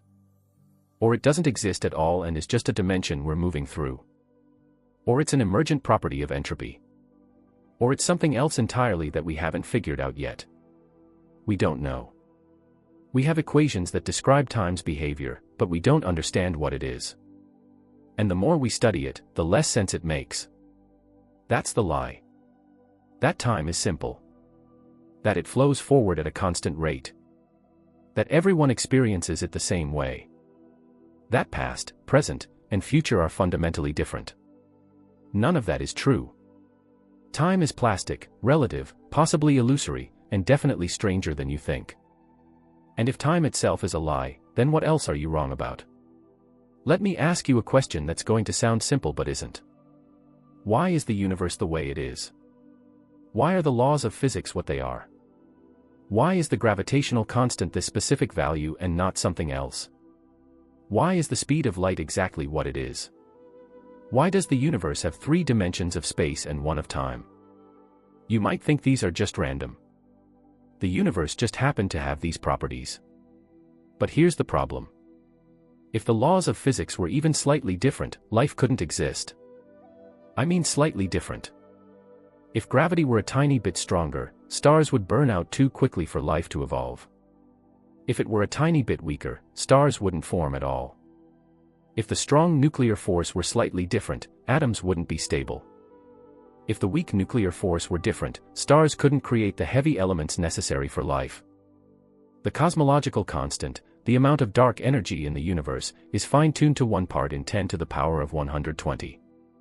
That's a decimal point followed by 119 zeros and then a 1. If it were any different, the universe would either have collapsed immediately or expanded so fast that no structures could form.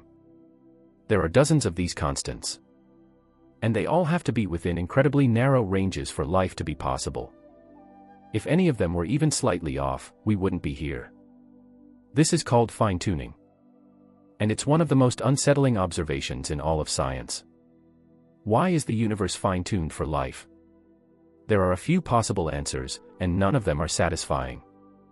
Answer 1. It's just luck.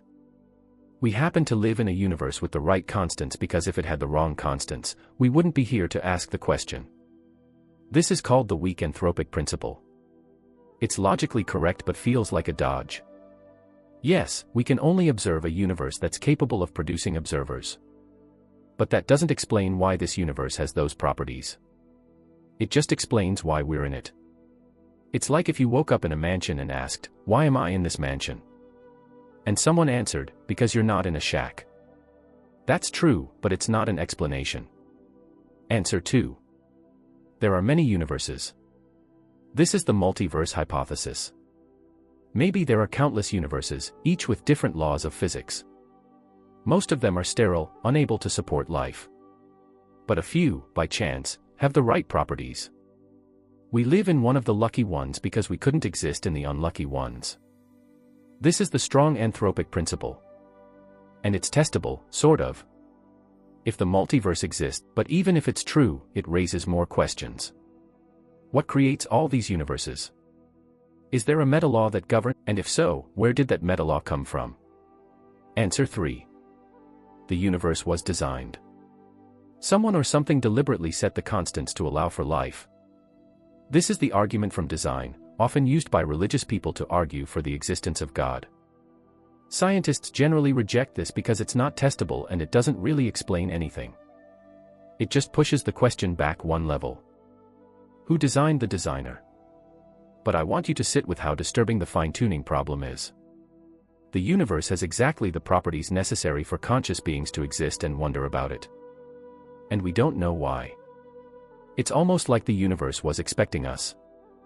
Like it was set up for observers. And that's deeply weird. Some physicists take this even further.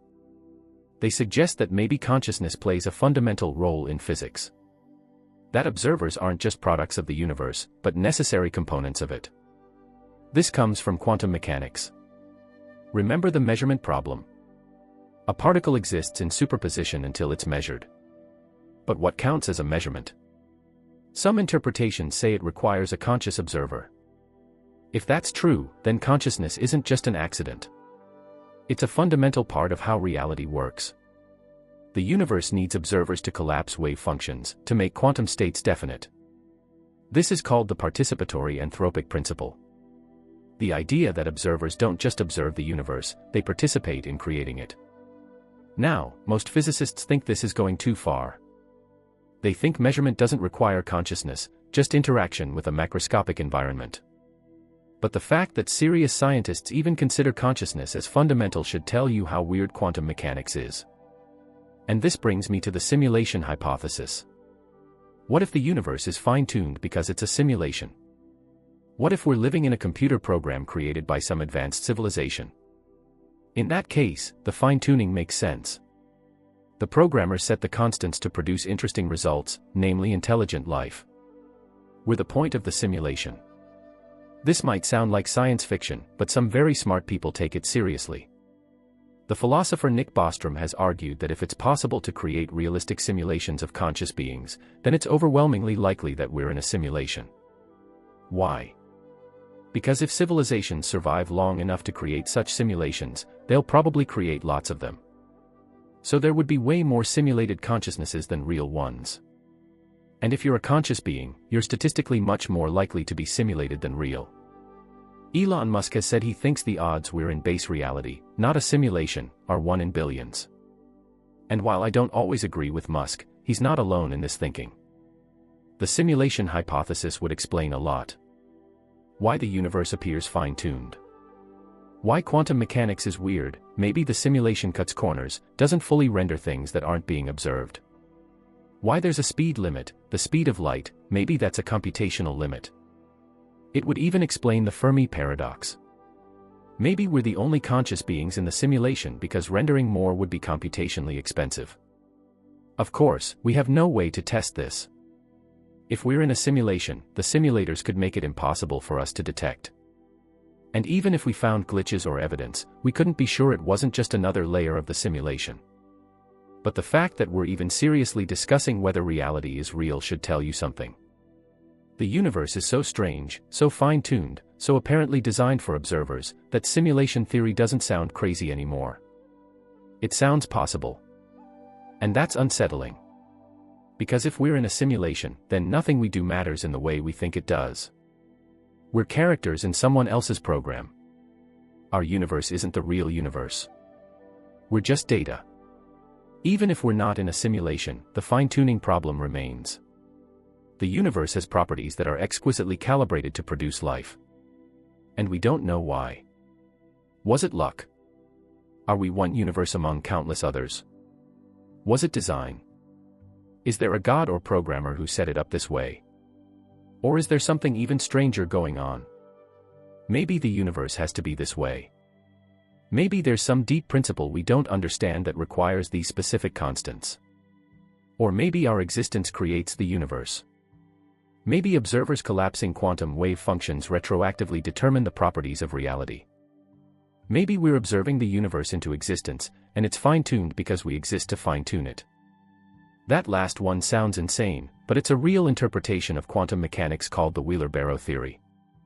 The idea that the universe is a participatory phenomenon, that observers are necessary for reality to exist.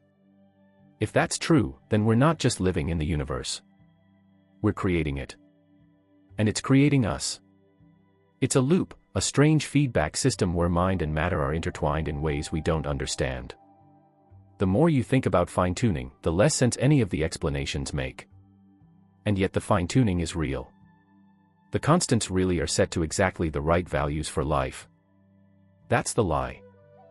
That we understand why the universe is the way it is. That the laws of physics are just arbitrary. That our existence is a random accident. Maybe it is. Maybe we're cosmically lucky. But the odds of that are so low that it starts to feel like something else is going on. Either we're in a simulation, or we're in one universe among infinite others, or we're the result of design, or there's something fundamental we don't understand about reality and observation and consciousness. None of these answers are comforting. All of them suggest that the universe is stranger and more purpose-built than we want to admit. And space isn't telling us which one is true. It's just sitting there, with its perfectly calibrated constants, allowing us to exist and wonder why. That's perhaps the biggest lie of all. That our existence needs no explanation. That we're just here by chance. That the universe owes us nothing and we owe it nothing.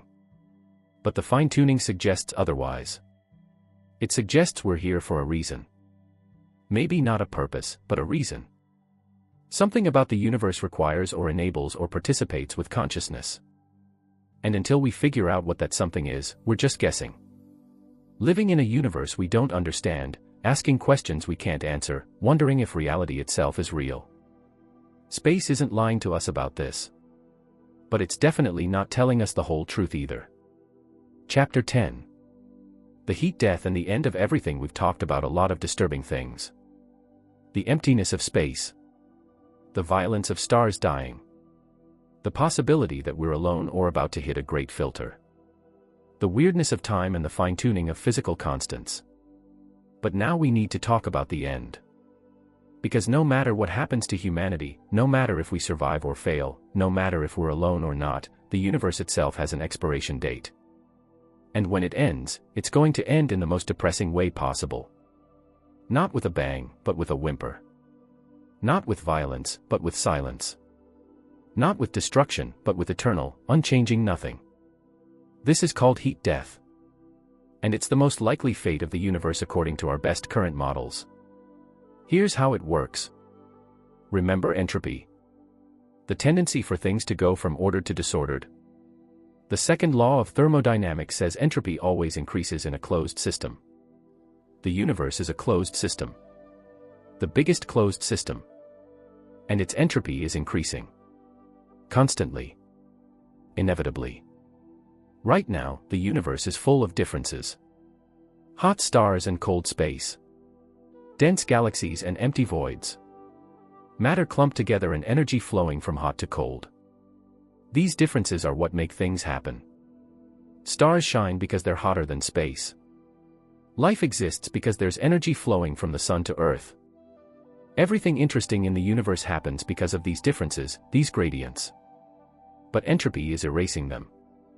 Slowly but surely, the universe is becoming more uniform. Hot things are cooling down. Cold things are warming up slightly. Energy is spreading out. Eventually, trillions of years from now, there will be no differences left. No gradients. No flow of energy. Everything will be at the same temperature, just slightly above absolute zero. This is heat death. Maximum entropy. Thermodynamic equilibrium. And when the universe reaches that state, nothing will ever happen again. Let me walk you through the timeline. The death of the universe happens in stages. First, in about 5 billion years, our sun will die. We've talked about this. Red giant phase, Earth destroyed or at least sterilized, then the sun becomes a white dwarf. But the sun is small news. In about 4 billion years, the Milky Way will collide with Andromeda. The galaxies will merge into one larger elliptical galaxy. Most of the stars will survive, but the collision will trigger bursts of star formation and throw some stars out into intergalactic space. After that, star formation will continue for a while. The universe will keep making new stars for hundreds of billions of years. But eventually, the gas will run out. The universe will use up all the hydrogen and helium available for star formation. The last stars will be red dwarfs, small stars that burn slowly and can last for trillions of years. But even they will eventually run out of fuel. In about 100 trillion years, the last star in the universe will die. After that, there will be no more natural light. The universe will go dark. But it's not over yet. There's still matter. Dead stars, white dwarfs, and neutron stars and black holes. Planets. Brown dwarfs. Debris. All of this matter is still there, still held together by electromagnetic forces, still clumped into structures. But even that won't last. Over incredibly long timescales, quantum tunneling will cause matter to decay. Protons, which we think are stable, will eventually fall apart. This process takes an unimaginably long time. The estimated half-life of a proton is something like 10 to the power of 34 years. To give you perspective, the universe is currently 13.8 billion years old. That's 13.8 times 10 to the power of 9 years. The proton half-life is 10 to the power of 34 years. That's 10 followed by 34 zeros. It's a billion years. But even over those timescales, matter will decay. Protons will break down into radiation. Everything solid will evaporate. By 10 to the power of 40 years, all ordinary matter will be gone. The only things left will be black holes. But even black holes don't last forever. They evaporate through Hawking radiation. They emit particles and lose mass, very slowly, but inevitably. The largest black holes, the supermassive ones at the centers of galaxies, will take the longest to evaporate. They'll last until about 10 to the power of 100 years. That's a 1 followed by 100 zeros. It's called a googol. After a googol years, even the largest black holes will have evaporated. And what's left? Nothing. Just radiation. Photons and neutrinos and maybe some exotic particles, all spread out across an unimaginably vast, expanding universe. The temperature will be a tiny fraction above absolute zero. The density will be effectively zero. Nothing will be happening. Nothing will ever happen again. This is heat death. The dark era. The end state of the universe. Maximum entropy, minimum energy, no structure, no change, no time in any meaningful sense. And it's forever. There's no coming back from maximum entropy. No way to decrease it. No way to restart the universe. It's the end. Now, let me be clear. This timeline is so long that it's meaningless to human minds. We evolved to think in terms of days and years, maybe decades. 1,000,000 years is incomprehensible to us. 1,000,000,000 years is just a number. A googol years is so far beyond anything we can imagine that it might as well be infinity. But it's not infinity. It's finite. The universe will reach this state. Eventually. Inevitably. And when it does, everything that ever happened, every star that ever shone, every planet that ever formed, every life that ever lived, all of it will be gone. Not just forgotten, but erased from physical existence. And there will be nothing to remember it. No records. No echoes. Just uniform, eternal, unchanging nothing.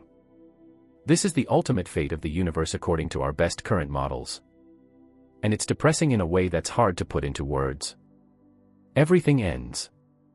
Not just you, not just humanity, not just Earth or the Sun or the Milky Way. Everything.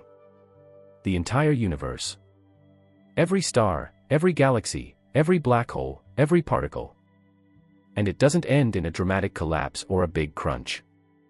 It ends in quiet dissolution. The universe slowly, inexorably running down like a clock that nobody wins. Some people find this thought liberating. Nothing matters in the long run, so you might as well enjoy your brief existence. Make the most of it. find meaning in the moment. But I find it disturbing.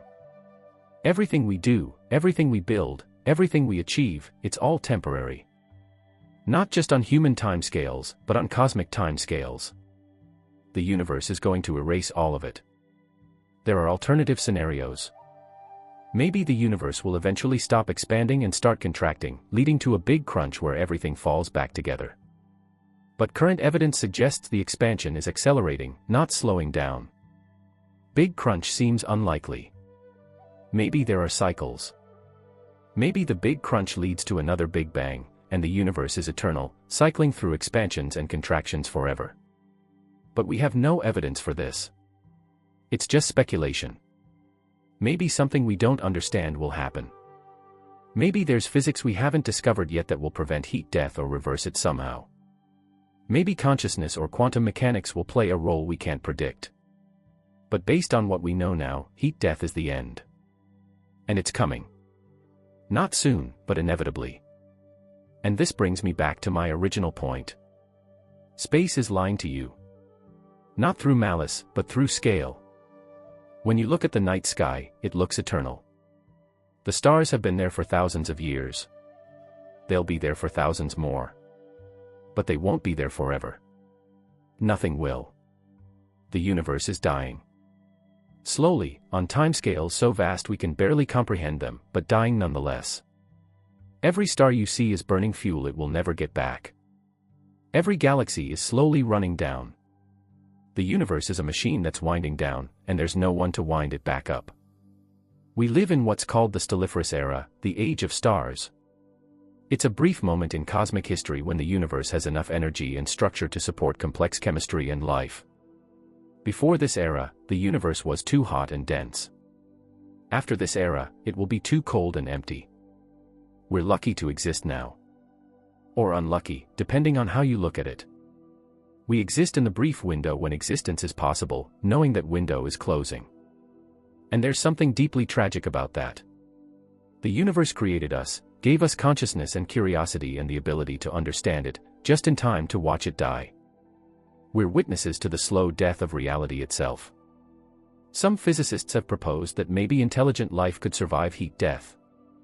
Maybe advanced civilizations could harvest energy from black hole evaporation or find ways to exist in the low-energy universe of the far future. But these are desperate speculations. The laws of thermodynamics are absolute. Entropy always increases. You can't cheat it. You can maybe delay the inevitable, but you can't avoid it. In the end, the universe wins. It always wins. It creates temporary pockets of order, like stars and planets and life, but it always reclaims them. Always grinds them back down into uniform, high entropy nothing. This is the lie we tell ourselves. That the universe is permanent.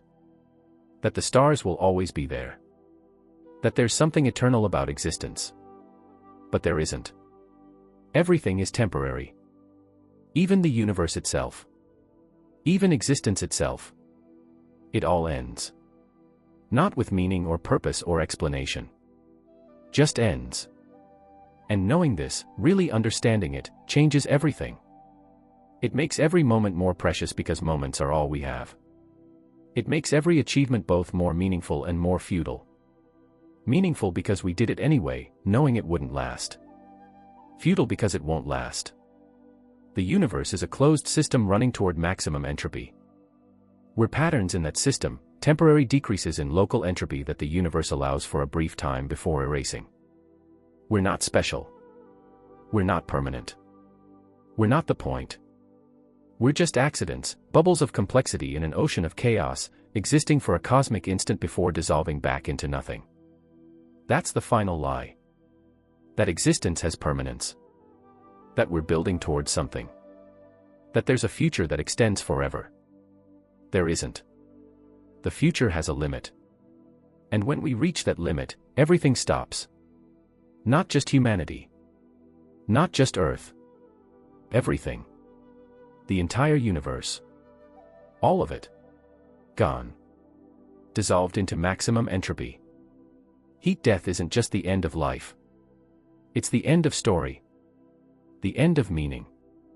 The end of anything mattering in any way at all. And space doesn't tell you this when you look at it. It shows you beautiful stars and colorful nebulas and majestic galaxies.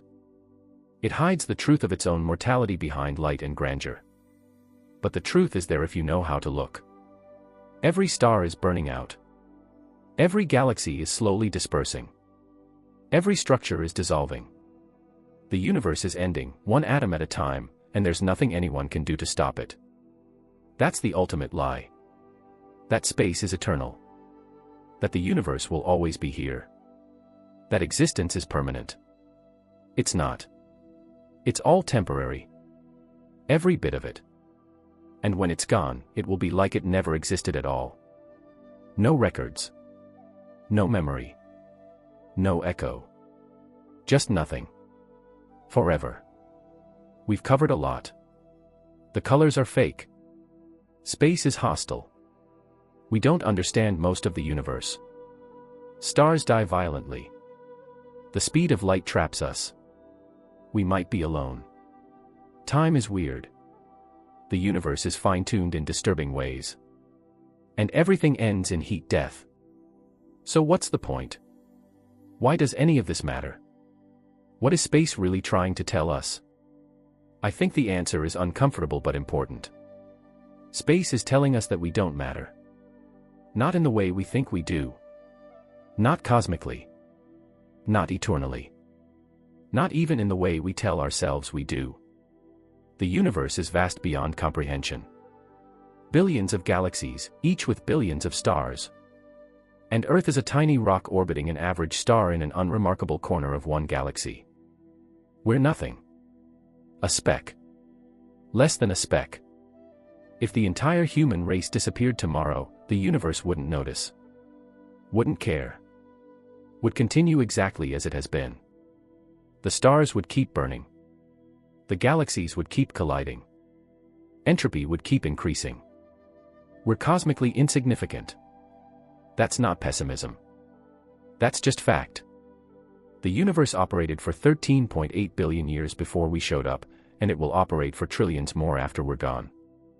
And yet, there's something strange about this insignificance. We're the only thing we know of that understands its own insignificance. We're matter that became aware of itself, looked at the cosmos, and realized how small it is. That's either meaningless or profoundly meaningful, and I'm not sure which. Maybe both at once. Carl Sagan called Earth a pale blue dot. He was right. When Voyager 1 took a picture of Earth from 3.7 billion miles away, we were barely visible. A single pixel. A mote of dust suspended in a sunbeam. Everything that ever happened in human history happened on that pixel. Every war, every love story, every achievement, every tragedy. All of it on a speck so small you could barely see it from just the edge of our own solar system. Now imagine looking from outside our galaxy. Earth wouldn't be visible at all. Not even our sun would be easily distinguished. We'd be nothing. Less than nothing. Undetectable. This is what space is telling us. You're small. You're temporary. You don't matter to the cosmos. But here's the thing. Maybe that's okay. Maybe the point isn't to matter cosmically. Maybe the point is to matter to each other. To ourselves. To our brief moment of existence. The universe doesn't care about us, but we care about each other. The universe has no purpose, but we create purpose. The universe is hostile and empty and dying, but we're here anyway, making meaning in the face of meaninglessness. That's not nothing. That's actually kind of remarkable. We're the universe's way of knowing itself, even if only for a moment. We're atoms that learn to think, particles that learn to love, matter that learn to wonder. And maybe that's enough. Not to the universe. The universe doesn't value anything. But to us. Maybe it's enough for us. Space has been lying to us, yes. Through pretty pictures and false colors and the illusion of comprehensibility. But maybe we needed those lies. Maybe we still need them. Because the truth is too harsh. The reality is too cold. The emptiness is too vast. We need to believe the stars are permanent, even though they're not. We need to believe space is beautiful, even though beauty is a human concept we project onto electromagnetic wavelengths. We need to believe we can explore the cosmos, even though we probably can't. These lies give us hope. They give us direction. They give us something to reach for, even if we'll never reach it. And maybe that's the real message. Not that space is lying, but that we need to lie to ourselves to survive. To stay sane in an insane universe. To find meaning in meaninglessness. The alternative is despair. If you really internalize how small you are, how temporary your existence is, how hostile and indifferent the universe is, how everything ends in heat death and nothing you do will matter in a Google years, you could just give up. Some people do. They look at the cosmic scale and feel crushing nihilism. What's the point of anything if it all ends? Why try if nothing lasts? But there's another way to look at it. Yes, nothing lasts. Yes, we're cosmically insignificant. Yes, the universe doesn't care about us. But we're here anyway. Against all odds, despite the hostility, in defiance of the emptiness, we exist. We think. We feel. We love. We create. We wonder. That's not meaningless. That's rebellion. We're rebelling against the universe's indifference by caring anyway. We're rebelling against entropy by creating order. We're rebelling against the emptiness by filling our brief existence with meaning. The universe says nothing matters. We say it does. To us. Right now. In this moment. And maybe that's enough. Maybe the lie isn't that space is beautiful or comprehensible or explorable. Maybe the lie is that cosmic significance is what matters. Maybe what really matters is human significance. Personal significance. The meaning we create for ourselves and each other.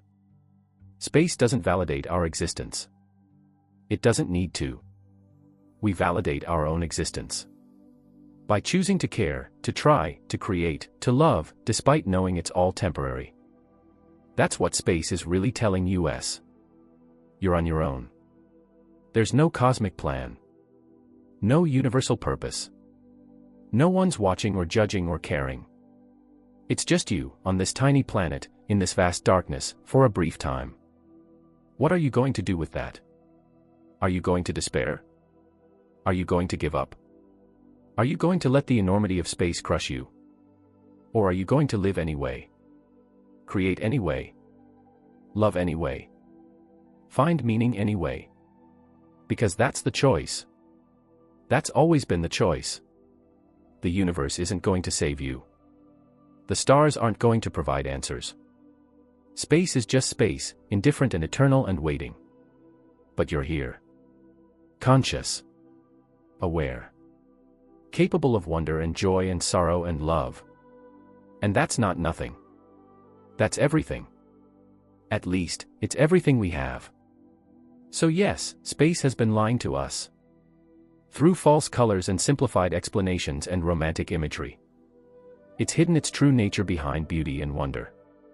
It's let us believe we matter more than we do. But maybe we needed those lies. Maybe we still do. Not because we're weak, but because we're human. Because we need hope and meaning and purpose, even if we have to create them ourselves. The truth is harsh. The universe is hostile. Space is empty. We're alone. We're trapped. We're temporary.